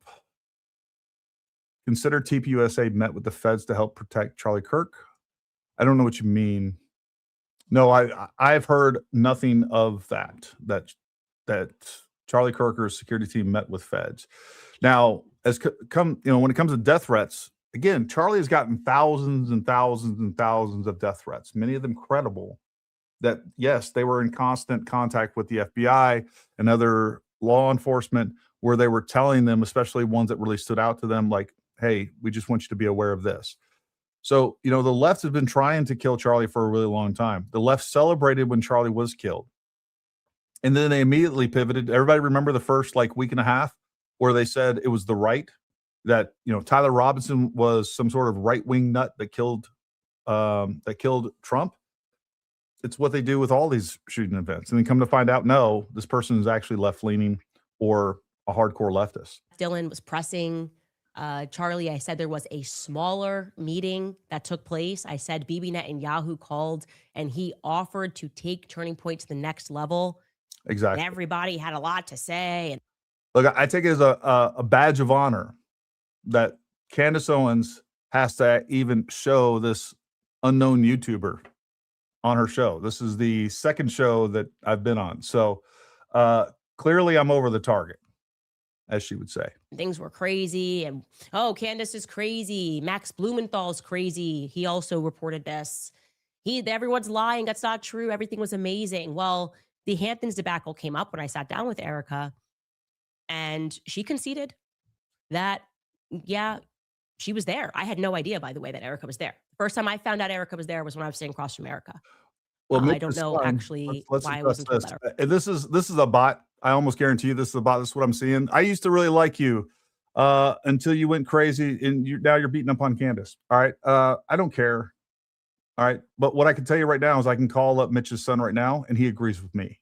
He does not believe for a second that his dad saw what he saw. He's a veteran too. He knows how these things work, just like he said all throughout that. His own son discredits him. Just the fact that we know he was detained, we know he was there, that does not prove the story. I don't know how many times I got to use the analogy. I can go out in the woods right now, claim that I saw Elvis, take a picture of me in the woods, and say, look, this is proof that I was in the woods and I saw Elvis. It's completely illogical. It's dumb. And yet that's enough for you people because you're so desperate for this narrative to be true. It's desperation and stupidity and gullibility.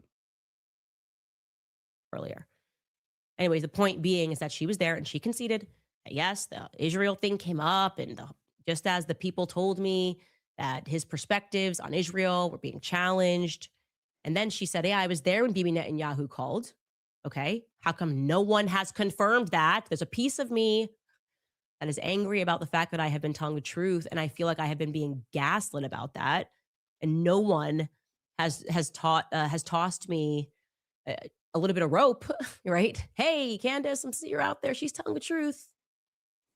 Bibi Netanyahu called. Erica says that Erica told me that, but she said, but he did not offer to take Turning Point to the next level. And I said, really? She said, yeah, I don't know who your source is on that, but that part's not true. He did call, but that part's not true. So what I told her, what I think shocked her, was that my source on that, which I had never previously revealed to the public, was Andrew Colbert. It was Andrew Colbert who told me that Bibi Netanyahu offered to take Turning Point to the next level, and that Charlie Kirk said no. Did he go rogue again? I don't know. I said, I find it very weird that Andrew would make that up. And then I was sort of told, like, well, maybe it happened a different time or whatever. Maybe when she wasn't there. It was pretty specific that it happened. And then I said, and I confirmed that with two other people. One person who I'm not going to give the clue about on the show because it. Yeah, look, independent Gen X here. I'm with you, bud. Trump is the best president I've seen in years. Couldn't agree more. Look at the level of things that we're getting done. Gray Hughes was just calling me. I don't know if he's in the chat or not. Anyways, so he is the best president. I've said this, can we all agree that if Trump didn't do anything for the rest of his term, but he shut down the border the way that he has, we are light years ahead of where we were a year ago. And by the way, and I think it's worth doing, I pulled up his list of accomplishments that for some reason nobody wants to talk about. Look, there's so much to criticize about the Trump administration. All right. There's plenty there, but it is 1,000 times better than the Biden administration or what would have been a Kamala Harris administration or what will be potentially a Gavin Newsom administration. Like, we are light years ahead. There are things that I disagree with. There are people in his cabinet that I don't like. But we're much better off for sure. TPUSA has to combat her specific claims with evidence line by line item, dismantle the story. Otherwise, their silence will be weaponized by Candace. Enough. I agree with this. So they were actually planning a show basically the day of, the whole thing that, they presented to Candace, hey, if you want to come on, that's exactly what they were going to do, is they were going to go line by line and attack all this stuff. And then she said she was going to come, and that whole controversy, and guess what? She ended up forcing Erica to come to her because that's how petty that she is and what a narcissist she is. And then Erica obliged, went to her gracefully. All of these things that she still has issues with, she had the opportunity to go through, sit down with Erica. She needed to freaking get Andrew Colvett in the room with her. That could have happened as well. They could have went line by line by line. Or if her and Erica sat down and talked through these things and there was still items not addressed, then they could have called in Andrew later that day. Like, I bet Erica Kirk would have stayed right there in Tennessee and or even got on a phone or group chat or whatever with Andrew. But she was given the opportunity to go through this. And the problem is that most of the things that she had issues with, like Mikey McCoy acting weird, a couple of the other things that Erica did address and convincingly, like given Mikey McCoy's entire call log for her to see that Mikey McCoy wasn't calling anybody. That should have ended it there. That was what all of this entire narrative of lives was really built on. Like, this is proof. She's been saying that for months, that Mikey McCoy acted so weird. And, what he did, he was clearly on the phone with somebody else confirming that, Charlie was dead, essentially. That's kind of the allegation or the insinuation. But then she left there and she's now created a bunch of whole new controversies when she had an opportunity to address all of those face to face with Erica. She didn't do it because that wouldn't allow her to continue this. And then she came up with this whole Fort Huachuca thing, which she already had the story. She could have asked Erica right then and there, hey, were you at Fort Huachuca September 8th, the night at the Candlewood Suites? She didn't do that. I mean, I think that tells you all you need to know. Gary, can you confirm the pic you shared of Erica, of the kids are Erica's? Even though we couldn't see the picture of the kids, the face, the boy did not look like a baby. Can you ask about that? I can. I don't think that is her son. Understand, this is at TPUSA headquarters in the morning. All right. I do know that staff bring their kids and everything else and they're playing. And that's what I think that is. I don't think that's her son. That was never the claim. Andrew said that in the picture, like that's her kid. I didn't think about it at the time. I think the daughter is hers, Gigi, and I think the son, that boy is somebody else's kid. That's what I think. And so no one ever specifically claimed that. I understand there's some confusion, and that's how this whole thing is played out, is like you give people answers and then they dice through there and like, oh no, that's not good enough. Just like with Cabot Phillips, he gave her the picture, a receipt, metadata, and now like, oh, the metadata is not good enough. He wasn't actually there. It goes on and on and on. The grift can't be stopped. I meant that maybe the meeting with the government officials was TPUSA asking for help, not trying to plan. No, Laura, there was nobody from TPUSA at Fort Huachuca. On top of that, Fort Huachuca is Border Patrol operations. That they don't do PSD work. There wouldn't be any coordination with them with Task Force Southern Border, Joint Task Force Southern Border. It's not what they do. All right. And there are elements within the military that are tasked with PSD. That's primarily military police. They have different units that are specifically trained with that. Special operations gets PSD's training as well. Like these conventional forces that are going to be tasked to Joint Task Force southern border that wasn't there. Like there was nobody there from TPUSA. Didn't happen. So, I mean, the whole thing is just bizarre. Gavin Newsom just glazed Tim Walz on X. I'll have to check that out. That's always funny.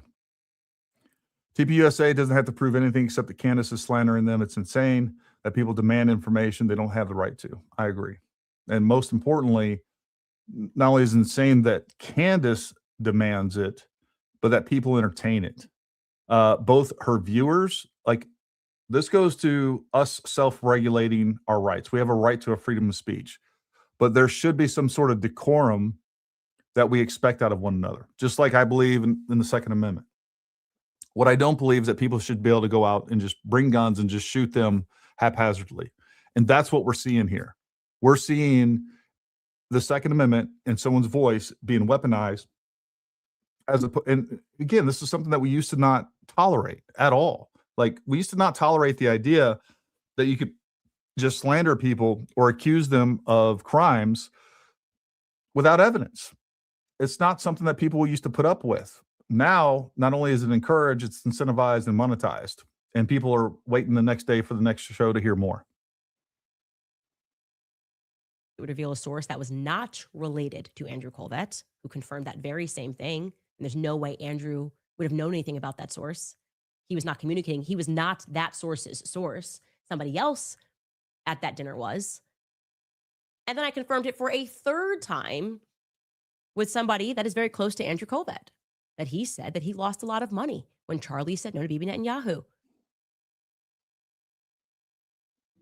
That's your punishment, Andrew. Truth. So now you can respond to reporters asking the questions. That's what you get. Don't lie in my name. Don't direct people to attack me. I'm done with all of it this year. Now, regarding the Fort Huachuca story, I now very much believe there is something here. So I reached out immediately after this moment where Andrew goes mask down. I reached out to Andrew Colvett directly, and I reached out to the COO. And in good faith, I said, hey, I am happy to communicate the facts to my audience. You don't need to submit your alibi to some obscure YouTuber. You don't have to have Alex Jones go after me or attack me. We were just interested in the truth. We didn't know where this was going to end. And I think I'm going to change my channel name to Obscure YouTuber. Or maybe I'll start another channel, Obscure YouTuber. I had a phone call, not with Andrew Colvett, a good phone call. Again, do we not see what she's doing here, folks?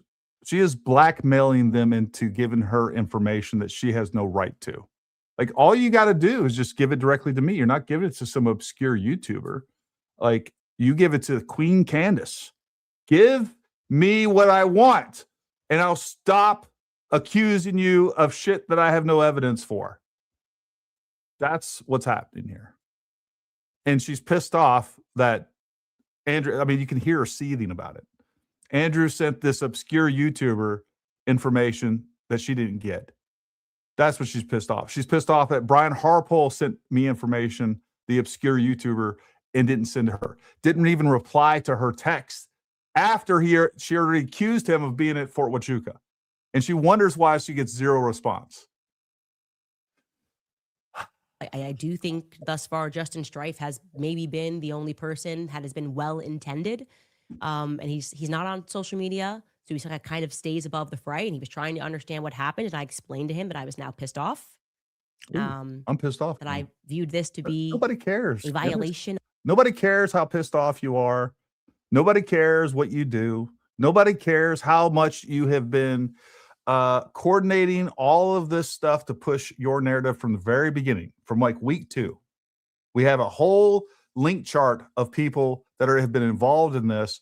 And then because Andrew Colvett, I reach out to Andrew Colvett, get information. Now this is like some big conspiracy. And then on top of that, because she pushed the Fort Huachuca nonsense that it's just a bridge too far for even her supporters. She's lost so much support from celebrity supporters like Evan Kilgore. Not really necessarily he's a celebrity, but obviously he's a big person, a big account on X, among many others. She's lost them because it's so ridiculous. And now because she went on a bridge too far, and she's losing support, it's some big conspiracy against her. No, it's like we've just had enough. This just proves that everything else you've done is utter nonsense, like the Egyptian planes, like the French Foreign Legion, like the Israeli assassins, like the maroon shirts, like the honeybees, like all of it. It just proves it's all dumb. It's all, you know what? I'm not even going to use that term. She ruined the word gay for me. I was very happy it was coming back. Now I won't even use it. I don't know if I read this earlier or not, Domsey, but you deserve another read anyhow. TPUSA doesn't have to prove anything except Candace is slandering them. It's insane that people demand information they don't have the right to. Cantard is only doing this to get TPUSA to sue, so she would get subpoena power to all the records, egging them on just keep holding the line, TPUSA. There is some of that. And here's the thing, you know, let's be real. TPUSA is a massive organization. I think they have over, somebody check me on this, but I think they have over 1,000 employees. And they would get access to all of their emails probably for the past year.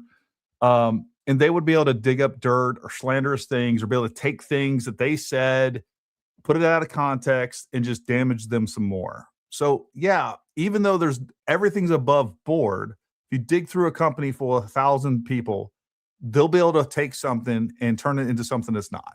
We understand how that works. And there's some real truth to that. It's super annoying when people start jumping on you like you're accusing when I was simply asking a question that I had. Chill, people. Okay. Super annoying when people start jumping on you like you're accusing when I was. Okay. Yeah, don't do that in the comments, folks.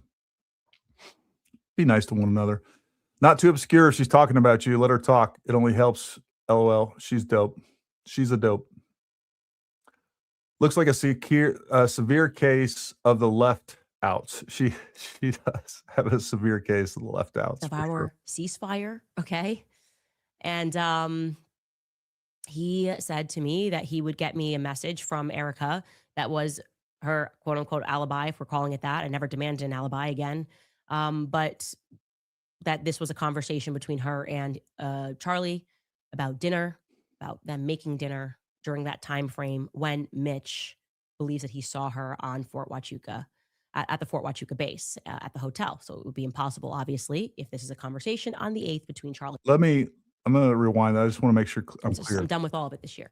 Now, regarding the Fort Huachuca story, I now very much believe there is something here. Went back too far.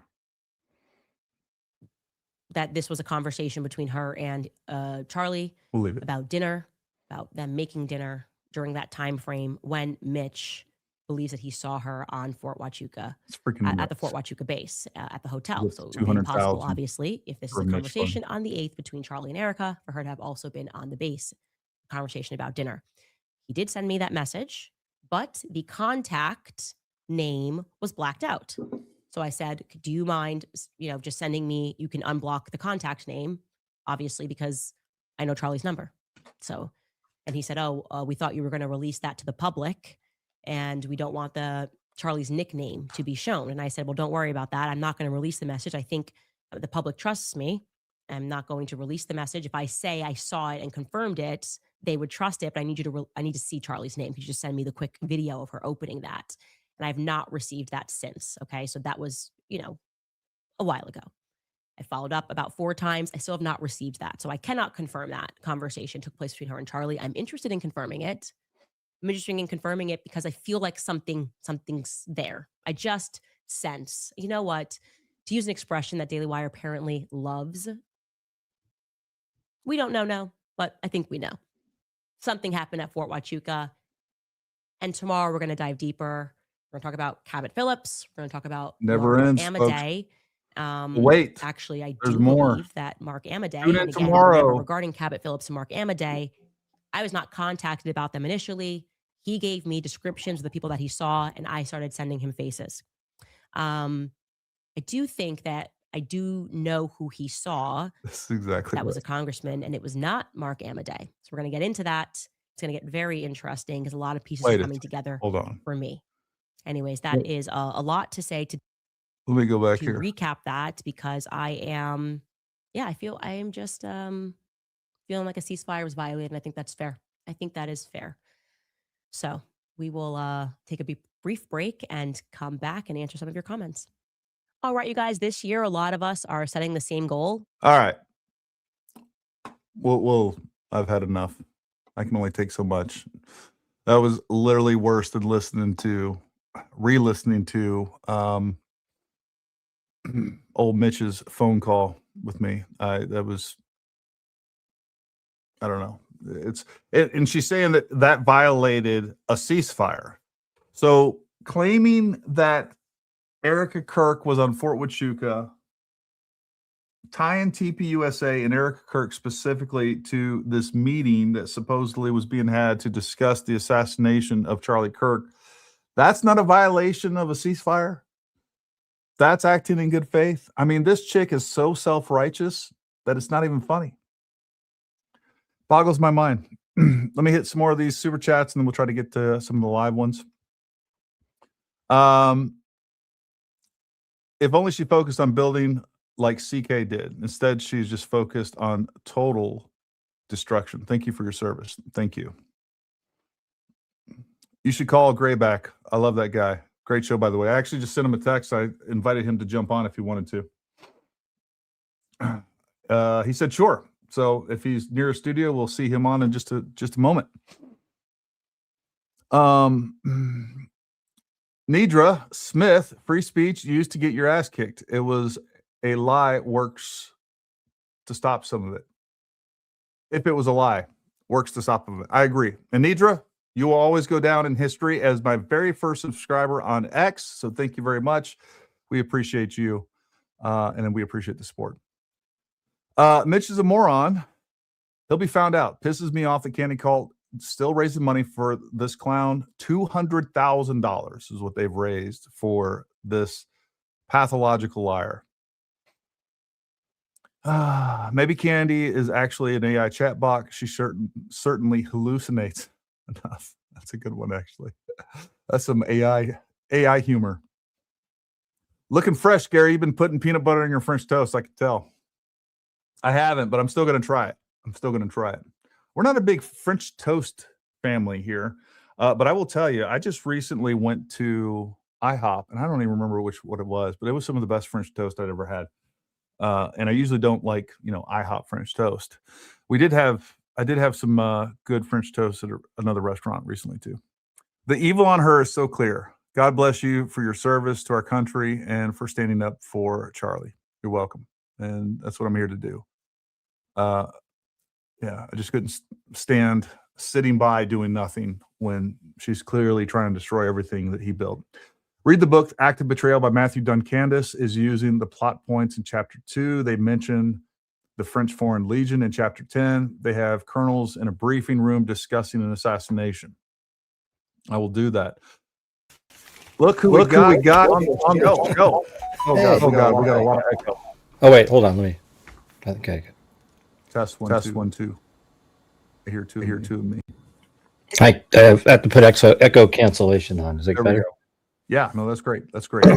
Zip through these super chats real quick, Gray, and then I want to hear your assessment on that beautiful show that we just watched. I want to put this back up for just a second too. I'm gonna write that down, and it's The Act of Betrayal by Matthew Dunn. I want to check that out. That'd be funny, and it wouldn't be surprising at all. I actually couldn't tell. I wasn't watching your show right before, so that's all right. I don't know what you're referring to. Oh, no, yeah. I'm not referring to anything that this person just commented. She said, read the book, The Act of Betrayal by Matthew Dunn. Candace is using the plot points in chapter 2. They mentioned the French Foreign Legion in chapter 10. They have colonels in a briefing room discussing the assassination. Unless you have firsthand experience on how crazy people sow tales, it's easy to see how people can be fooled by her. I'll get that. I get that. What was the additional information proof that you mentioned that you received about Brian Harpel that supports his alibi? Well, I'll just tell you, his fiance has parking tickets and parking the parking stub and everything from the airport, as well as a couple other things that would identify her personal information. Look, Brian Harpole wasn't there. The whole thing's just crazy. And I will tell you, there's other reasons that he is not going to show any more information or try to prove his innocence to her. Thank you, Domsey, very much for the memberships. You were such a great supporter. We appreciate you. You give away memberships and super chats left and right, and we appreciate it. Last week, when Candace hosted a Space and Next, she said that Mitch told her to keep the money until everything he said is proven to her. She is keeping the money she's raising for Mitch. Did you know? I've heard her say this. I don't know what that means. I don't know if I don't know what that means. I don't know if that means like if he doesn't prove everything, then she's going to give the money back to the people that donated, or she's going to take it and do something else with it. What she should be doing, what the moral thing to do, is to send it to his kids and abused ex-wives, his children and his wives that have never gotten child support at all. So, I mean, that's what I suggest. And then I think on top of that, she should be a good person and match those funds as well. Because he owes them a lot of money. All right, Gray, what was your take on all that? Well, the parts that I watch, it's just, I mean, she makes these faces like, okay, here we go. And there's nothing there. Like, the part that you shared accidentally, what point did that prove of hers? You know, in her mind, what that proved was that Andrew Colvett was my handler. Oh, I see. I wasn't supposed to share that part. Yeah. No, and what he was talking about was don't share the photo. Yeah. And again, I had sent him that text. I was getting back there preparing, and I sent him a text like, "Hey, man, do you have any of this information?" I actually forgot about it.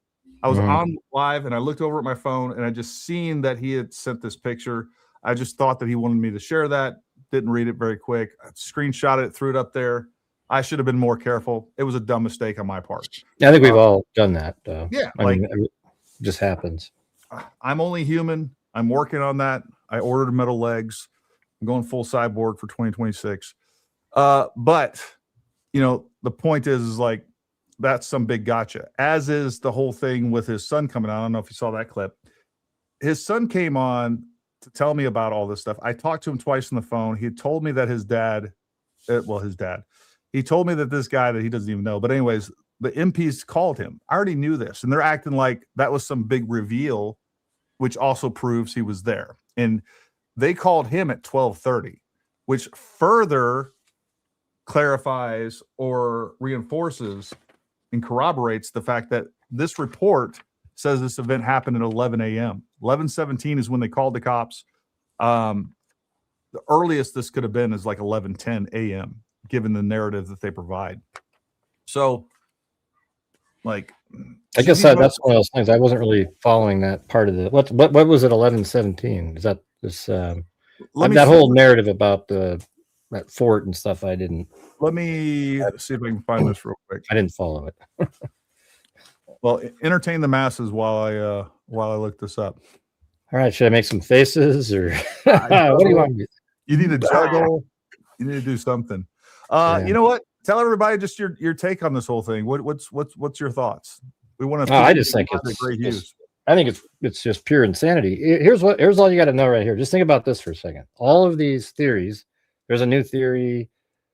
Every week there's something new, some new thing on it, and then she goes on a 2-week vacation. I mean, let me ask you guys something. If you knew for certain that you were onto something so incredible, would you even think of taking a vacation? I mean, I don't take vacations, and I don't have anything like that. I just do shows, and I do shows, and I do shows.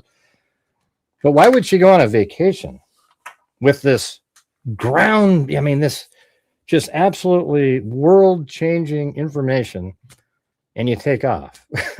That is absolutely ludicrous. Who cares if she has kids? Yeah. This is way more important than kids or anything, man. This is world-changing stuff. I mean, obviously your kids are important. That's not what I'm saying. I mean, like, in terms of work, you would still take care of your kids. You just wouldn't go on a vacation. Exactly. Yeah. Let me get the right view here. All right. So she submitted this. Somebody sent this to her. claiming, and she submitted this to the public saying this is proof of Mitch's entire story.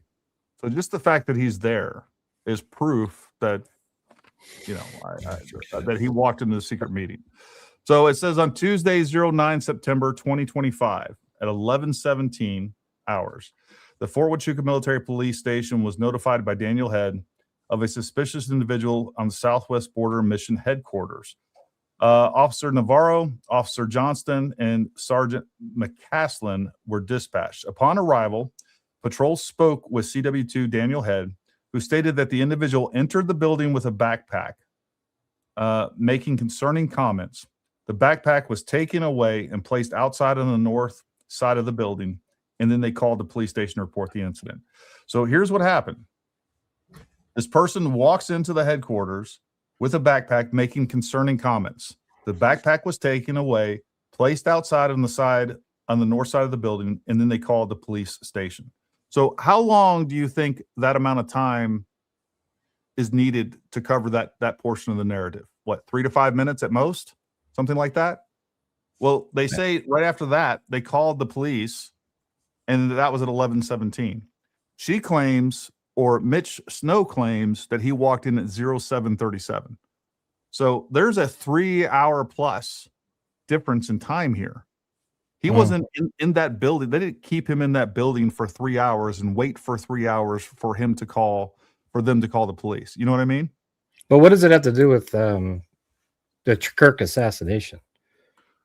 Well, the whole claim is that that he walked in on the planning session of the U.S. military down at Fort Huachuca at Joint Task Force Southern Border, which is a conventional military unit that handles the border, and they were planning this attack on the assassination of Charlie Kirk 2 days later. Or basically 1 day later. So that's the claim. That's what's going on here. I mean, how does, but see, here's the thing is, like, somebody makes a claim like that, and we have to spend time, or you do, I mean, I wouldn't do it, but you have to debunk it. Like, but it's almost impossible, but somehow you guys were able to sort of do it. I mean, it's hard to debunk conspiracy theories because somebody will say, they'll take a fact, claim it means something, and then you have to tell them how it's not true, and they explain it. But the truth is, the burden is on them. They should be the one that has to go out and prove to the public. But for some reason, people like Candace Owens, they can claim anything they want, and people just believe it, and she doesn't need proof of anything. And she always says she has proof, but it was always, I've got a great source. It's my cousin's uncle's aunt's dog walker's best friend, and trust me, this is really clear stuff. Yeah. And I have a source that told me. I mean, that's all that's needed with all this stuff. And that's the crazy part. Yeah. And you have to go out and do all these interviews and get all these people to disprove a claim, right? She doesn't have to do anything. No. And then on top of that, it's still not good enough for anybody on her side. Look, the reason that we do the shows that both of us, you and me, do, is we're reaching the sensible among us.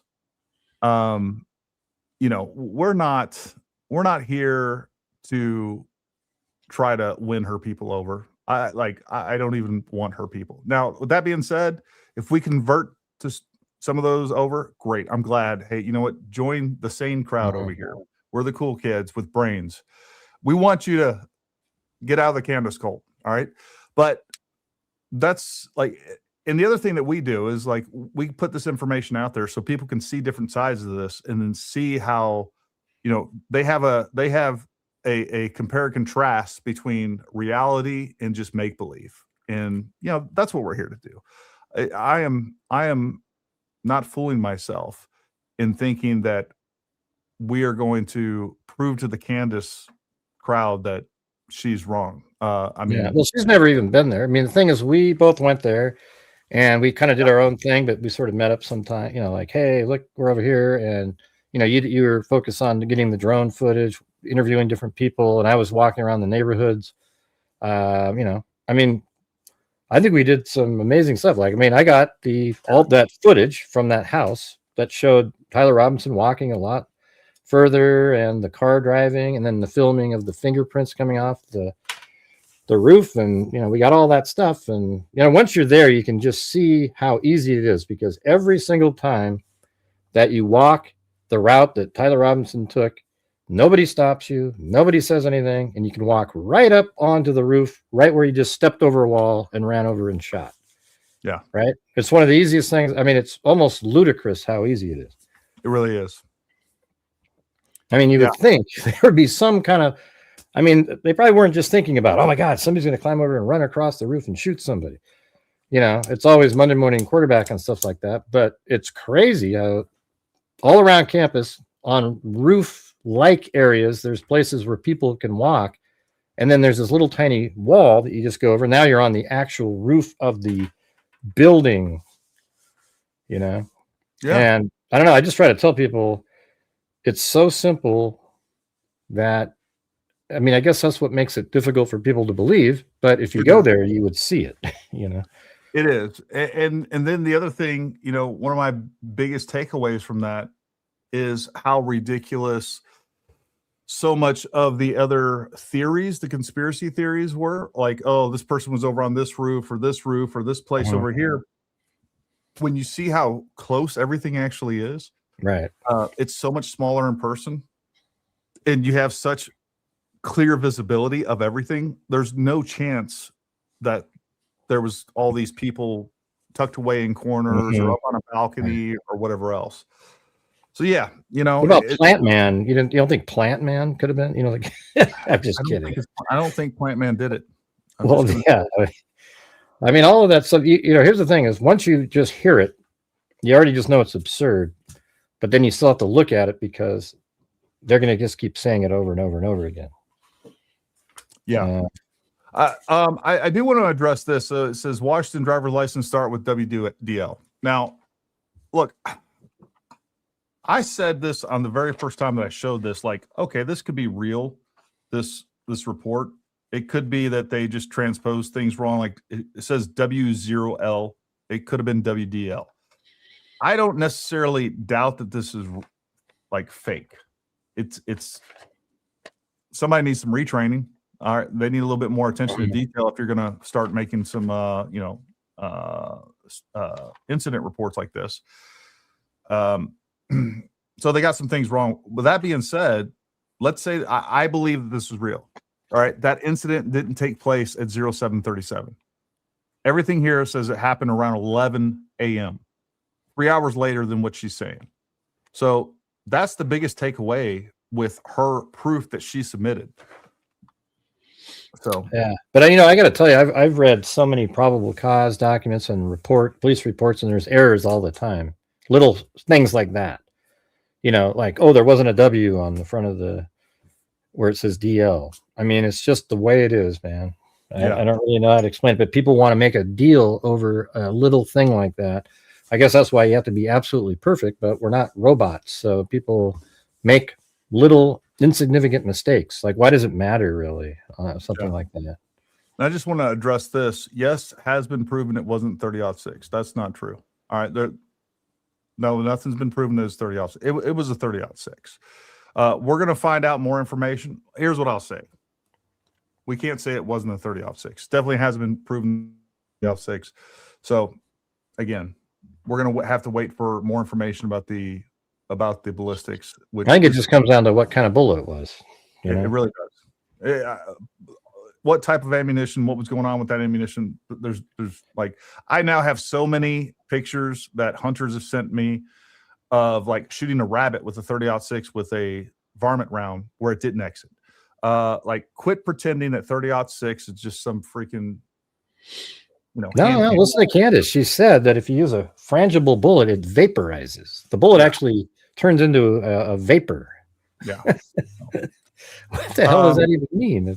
Well, look, so what she's talking about, and what some people, she clearly talked to somebody that knows just enough to get themselves in trouble. So there are, and we sell it. All right. There's ammunition, including some rifle ammunition that you can get. It's called center fire frangible bullets. And that's SINTER, center. And what that is, sintering is a process where they take literally powdered metal, they compress it into the shape of a bullet under, tens of thousands of PSI. And it will leave a projectile. And what it does is when it hits steel, this is specifically for hitting steel targets, it will basically just turn into powder. So let's say there are some that, but that is just one type of 1,000 different frangible. Right. But how many different frangible? Right. Yeah. Exactly. That's exactly right. So it's like she didn't say that though. Every varmint round out there is some type of frangible round. It's what they're designed to do. Immediately break up, cause extensive damage, dump all the energy into the target. It could be frangible. It could be something else. It could be a completely unstabilized round with extreme yaw, which would also kind of explain the atypical entrance wound. That's been my theory the whole time, is that it came out, just did, just happened to go straight-ish, maybe it missed off the target. That's why it hit him in the neck. Maybe he was going for the head and it just tumbled, went boom, right through the neck. And that's why there's so much, and again, it's almost impossible. Like but we're all just sitting around, we don't know. Just speculating.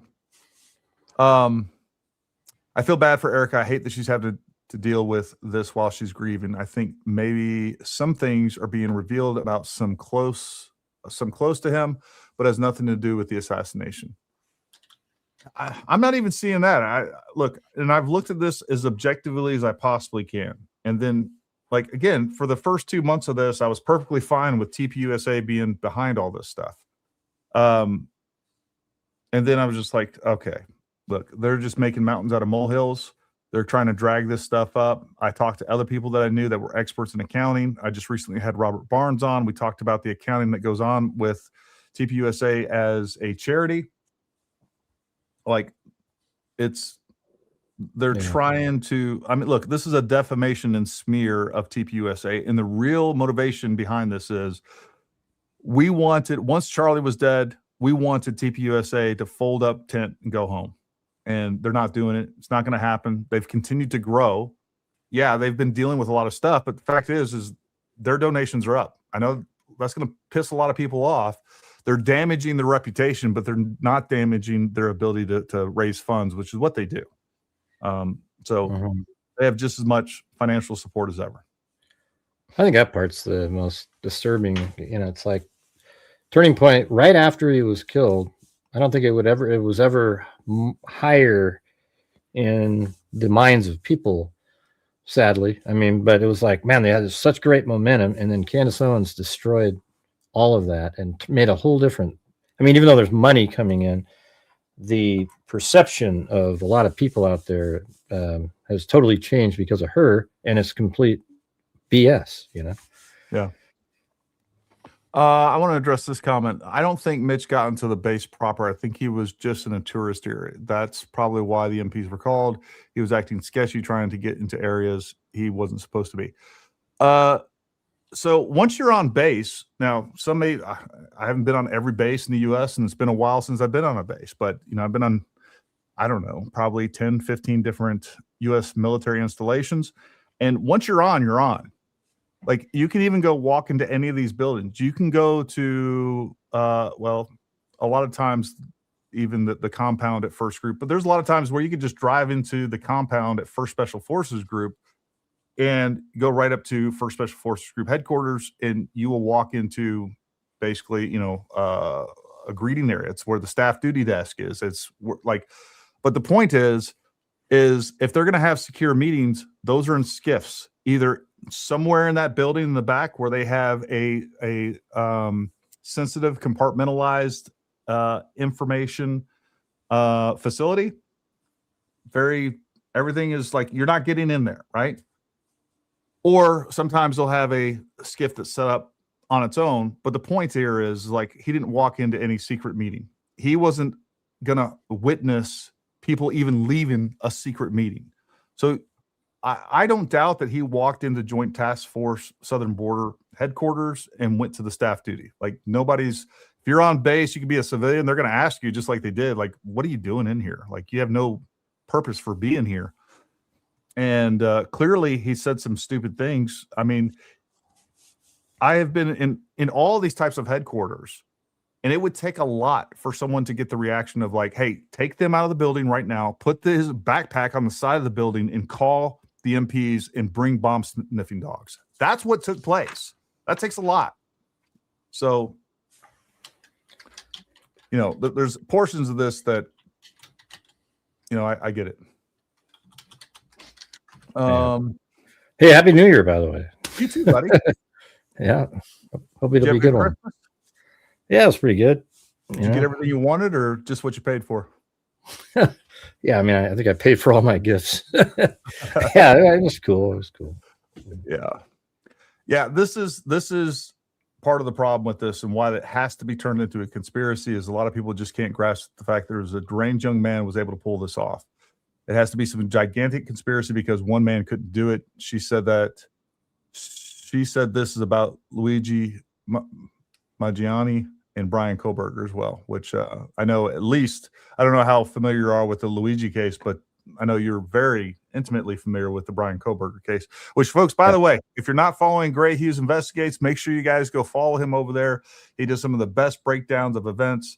I mean, just a masterpiece of what, you know, he's phenomenal at what he does. So, and he's a solid, logical thinker.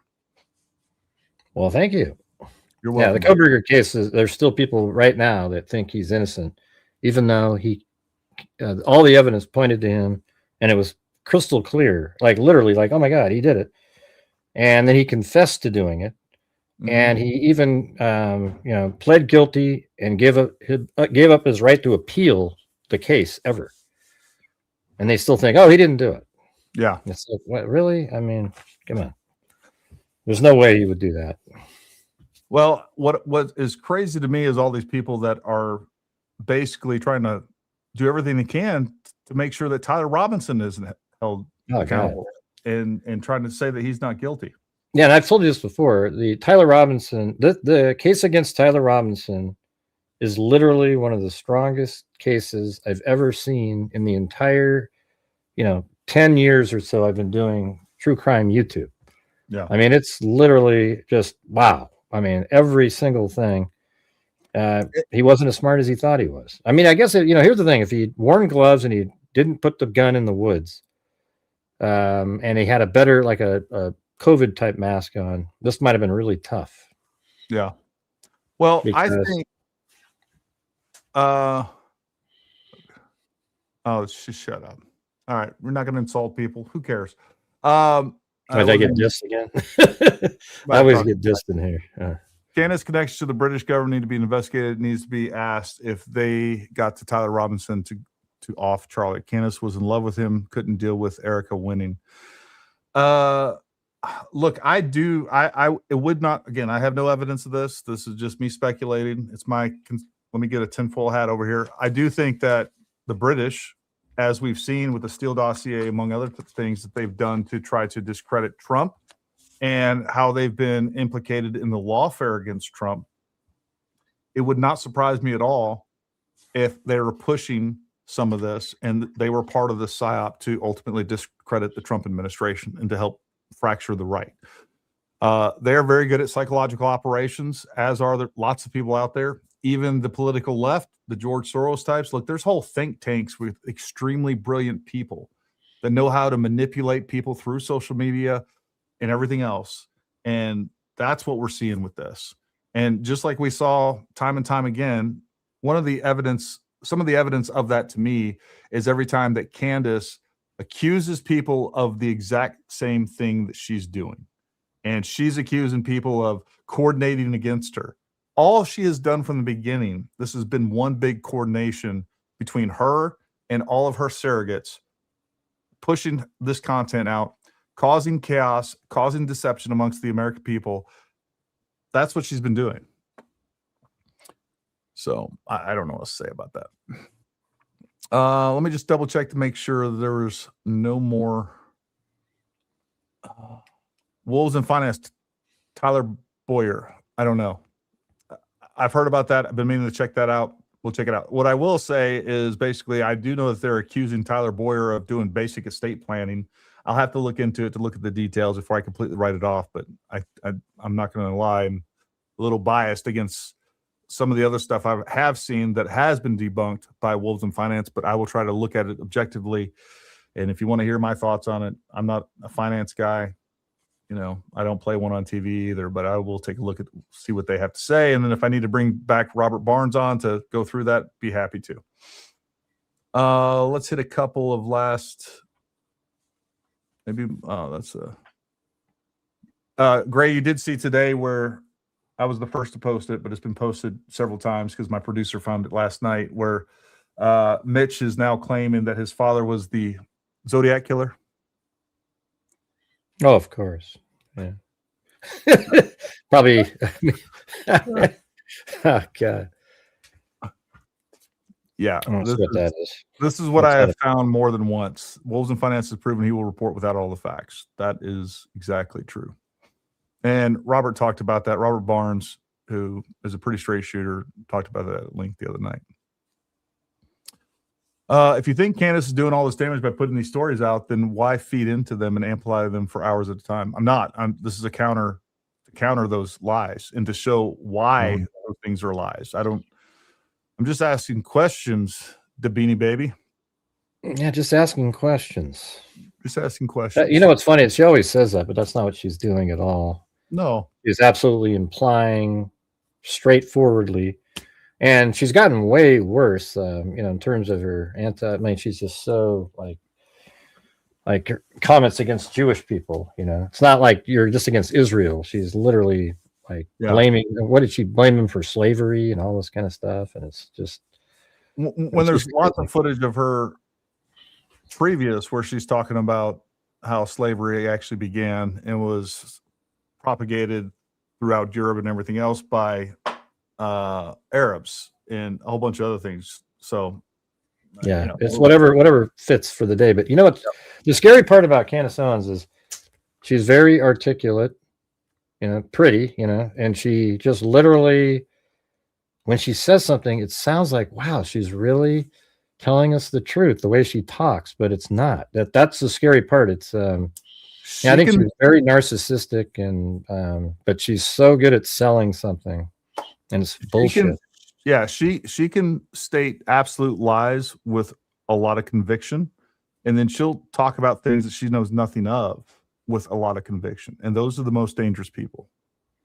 I always tell people, so there's cases that I know really well, and then you hear somebody go out and they say something about it, and they're completely wrong, but they're telling all their viewers, and their viewers are like, oh my God, that's crazy. And I know what the truth is. So then I go, all those other times I listened to this person thinking that they knew what they were saying, I don't know if I can ever trust them again, because I now know this case and they're absolutely wrong. And so those other cases I didn't know and I listened to them, was I just believing them because I trusted what they were saying? And now can I really trust whatever they say? Because now I know that they were lying on that case. Yeah. And that's what I think people should be doing with Candace, is like when all these things keep getting disproven, and then you should look at it and go, well, what is she saying that's true? It's, yeah. Well, like Wonderfully Made says, her projection is crazy. All her insults to people are literally the exact same things people say about her. It's true. Doo-doo on fire. You just conveniently are ignoring all the red flags from the day of Charlie's murder. Concentrate on one of the leads to discredit everything is so obvious was from day one for me. So what's day one for you, Doo-doo on fire, and all my other critics out there? First of all, I entertained it all for at least a month and a half. You did. And it wasn't till I'm like, you know what? I'll just listen to what you have to say. Sit back here. I had many people on this show that, from Blake Bednar's Exploding Mics to Zeb Boykin talking about the other shooter over here. Like, all right, let's just talk. Let's just be civil with one another and see where we disagree. And I definitely didn't say anything about Candace. I'll tell you from day one where I knew this was a psyop. When I start going out there and like within a few days, I'm telling people like, hey, you know what? A palm gun is nonsense. This is the stupidest thing I've ever heard.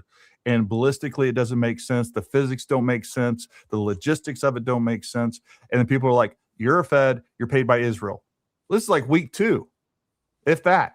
And then I go out there and, say, well, this wasn't a camera gun. Here we got a picture. We have a video of the camera while this whole thing is taking place, there's nothing that comes from it. There's no recoil. Oh, and then it's the iPhone gun.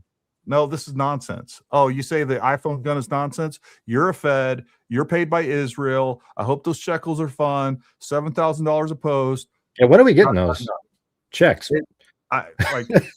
So that's before I was paying attention to what Candace was saying. I didn't know the first thing about Candace until, or really, like, I kept hearing these weird conspiracies. They were never attributed to Candace. And then at some point, probably, I don't know, early November, maybe late October, I realized they were coming from Candace, and I still ignored them. And then probably mid-November, now I'm paying attention. And now I'm like, is this person for real? Like, is this what she's saying? Like, oh, and all these people are believe this? Like, no. And then I kind of address those things indirectly.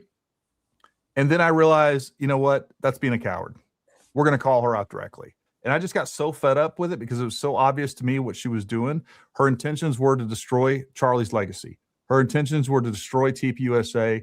Her intentions were to destroy the Trump administration, our chances for the midterms, our chances for 2028. And then she had to wrap in Israel, which I don't even really care about, or the French Foreign Legion.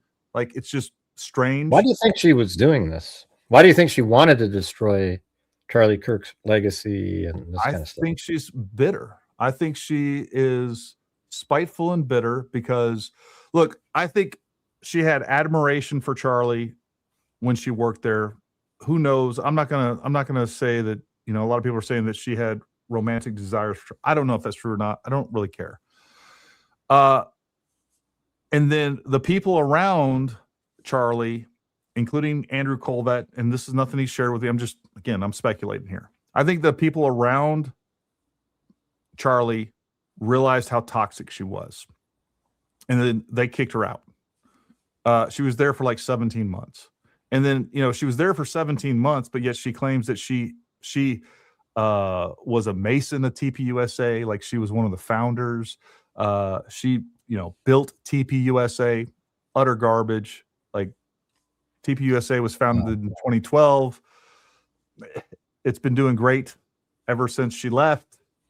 I think she was extremely bitter. I think she's a spiteful woman. That's also like Ben Shapiro probably had the same experience with her, I would imagine. Yeah. And got rid of her. I think that's, you know, she has this whole story that she came up with about how she was, you know, embarrassed or whatever, but I don't, who knows if that's even true at this point, you know, that's the thing. It's hard to believe anything she says. No, I agree. Yeah. Look, Candace is the days of our lives for the modern wine moms. That's about right. Look, I haven't tried to get hotel lobby footage. Look, I don't believe for a second that Candlewood Suites, who knows if they even have that footage still. They're sure not going to give it to me. What I am interested in is if there was security footage at Joint Task Force Southern Border at that headquarters, whether they have lobby footage, and that we could FOIA potentially. But what's this whole thing about Mitch? Like, I guess I haven't followed all that stuff. Like, why does it matter if Mitch was somewhere and, you know? Because again, he just claims that he went down there and saw this thing and it turned into this big conspiracy that the U.S. military was, you know, he walked into a planning session. He said Brian Harpel was there, which is the head of the TPUSA security. He said he saw Erica Kirk there the night before. If you watch the episode where he's telling this, it's just the most unbelievable, dumb story. He said that Congressman Amadei was there. It was proven. They actually pulled up footage where he was in the Congress. You see him on video at the same time that she's saying that he was there. So multiple people have been proven to not be there. Later on, it was Cabot Phillips as well. The whole story was debunked. So this is that guy that Candace had on, right? He was sort of dark-haired guy with glasses or something. Yeah. I think, okay. Yeah. He was trying to prove that there was this planning meeting to take out Charlie Kirk, and Erica was there, right? Or something. Erica was there the night before. But yeah, that's essentially it. The night before. Oh, dude, this is just. I mean, can't you just debunk stuff off face value when you hear it? Like, that's what I do. I mean, there's just apparently not because it's just this is ludicrous. You know, like. Mr. Bot here. Just joking. Thanks for speaking the truth. Thank you, Philip Escobar. Candace has been vicariously suing people since she was 17. She has many more lawsuits after that. She's going to get blown. Spot on with the last point. Go ahead. Cool. Thanks. I think she's going to get just absolutely smoked in that lawsuit against the Macrons. I mean, she's just going to lose everything. I've talked to about that has said that she is a bankrupt woman walking. And she doubled down just like a week ago too. Remember that? Yeah, crazy. She just doubled down on this.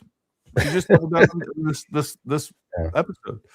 If Candy's claiming that Andrew was angry at Charlie, she should be suspect as well. She hates Charlie, been estranged. She should be looked into as well. I agree. And there's no indication that Andrew hates Charlie or anything else. Just for the record, I'm not a bot. And I was just asking questions that were bothering me. Commenters are brutal. Is there really any issue with me asking questions that I have in the chat that is? No, there shouldn't be. Be nice to everybody. Yeah, that's an amazing way to make a $10 super chat just on a question like that. That's what I want. I want people just to go, hey. Be nice to Melissa, folks. All right. That being said, like some of these questions are a little crazy. That, you know what, everybody just be nice. Just be nice. If they're not trolling, here's what I'll say to everybody in the chat and what I try to live by, not always doing so well. If they're not trolling and they're being sincere, even though that you might find that question ridiculous, try to be kind. Show them some patience. I'm trying to do more of that on my channel, but it's still hard, I have to admit. He is Charlie's best friend, but doesn't attend his wedding or his funeral. Nah, sis, we see who you are. I support you, Gary. Thank you, Glenn F6639. It's funny. Glenn, she said she's like, I gotta be honest with you. This, I don't know what I'm calling you Glenn, but I'm clearly looking at the lips of a chick. I think you got to change one of those. Like you're breaking my brain. Or maybe that's a guy with lipstick on. Maybe it is. You know what? Hey, see, I can kind of see that. Yeah, folks, make sure you like, subscribe. Here's what I'll ask everybody doing. After this video, after we close down this live stream, go back and like the video once it's now an official video on YouTube, as opposed to, because we're getting hit hard by all the Candy Cult members and all the bots. That'll help us out a lot. We're gonna close this down. I wasn't planning on streaming at all, but I thought it was just important to cover that. I knew she was going to talk some smack, and I think doing this is actually very beneficial. Covering her and calling her out in real time, I think, is the way to do it. And quite frankly, it's the only way that I can tolerate listening to her shows to get information of what she's saying and things like that. Great. Any final words of wisdom for people out there? I just wish that, she has millions of people that watch her show, and I wish they were a little bit more, just be discerning of what she's saying and really critical of what she's saying and try to think about, does it make sense? Because what Candace Owens is doing is actually really dangerous for people, and it's also very bad for the conservative movement because it's split apart many different groups of people, and they're all infighting and battling, and it's just wild. We should be sort of like all on the same page, but we're not. It's not even close. I agree. So there you go. I guess that's all I got. Hey, be discerning, folks. Have some cognitive security, some critical thinking skills. Look, you can ask all the questions you want, but at the end of the day, they got to make sense, and they got to lead somewhere too. Like, where does this all go? Are we? I don't even. And then the other thing that really irritates me about this is if you tell Candace, who starts out her original episode, after you watch this, the U.S. government will have no other choice but to admit the U.S. military was involved in the assassination of Charlie Kirk. But then you go on, you're like, that wasn't a meeting. There's no way that they were having a meeting planning the assassination of Charlie Kirk, and then her fans will say, well, that's not what she said. No, that's exactly what she's insinuating, but you're just insulting my intelligence, and so is Candace. So she's always leaving herself this slimy, plausible deniability that I find especially disgusting. Like, just go out there and say what you're going to say, because when people sue you, that's not going to cover you. You're not going to be able to say, I didn't really say that. No, you insinuated it, you implied it, you made a statement and threw a question mark on the end of it, and then now you think we're stupid. That's actually what passive aggressive people do. It's exactly the same technique. They say it in a way where they have an out and say, I didn't say it that. I didn't mean that. I was saying this. Yep. It's crazy. It is crazy. All right, folks, listen, we appreciate all of you. Thank you for tuning in. God bless you. We got one last super chat. I am level-headed, and Candace lost me on her second episode. There you go. If you guys haven't done so already, go like, subscribe over at Gray Hughes. He puts out some great content. I think you'll find it fascinating. Does a great job covering all the details. Very I love watching this stuff, so you guys will too. Thank you for all your support. Like, subscribe, become a member. Go support us over on X. We have subscriptions over there. It's like $6 a month. That goes a long way. But we appreciate you. And until next time, stay armed, stay ready. We'll talk to you soon.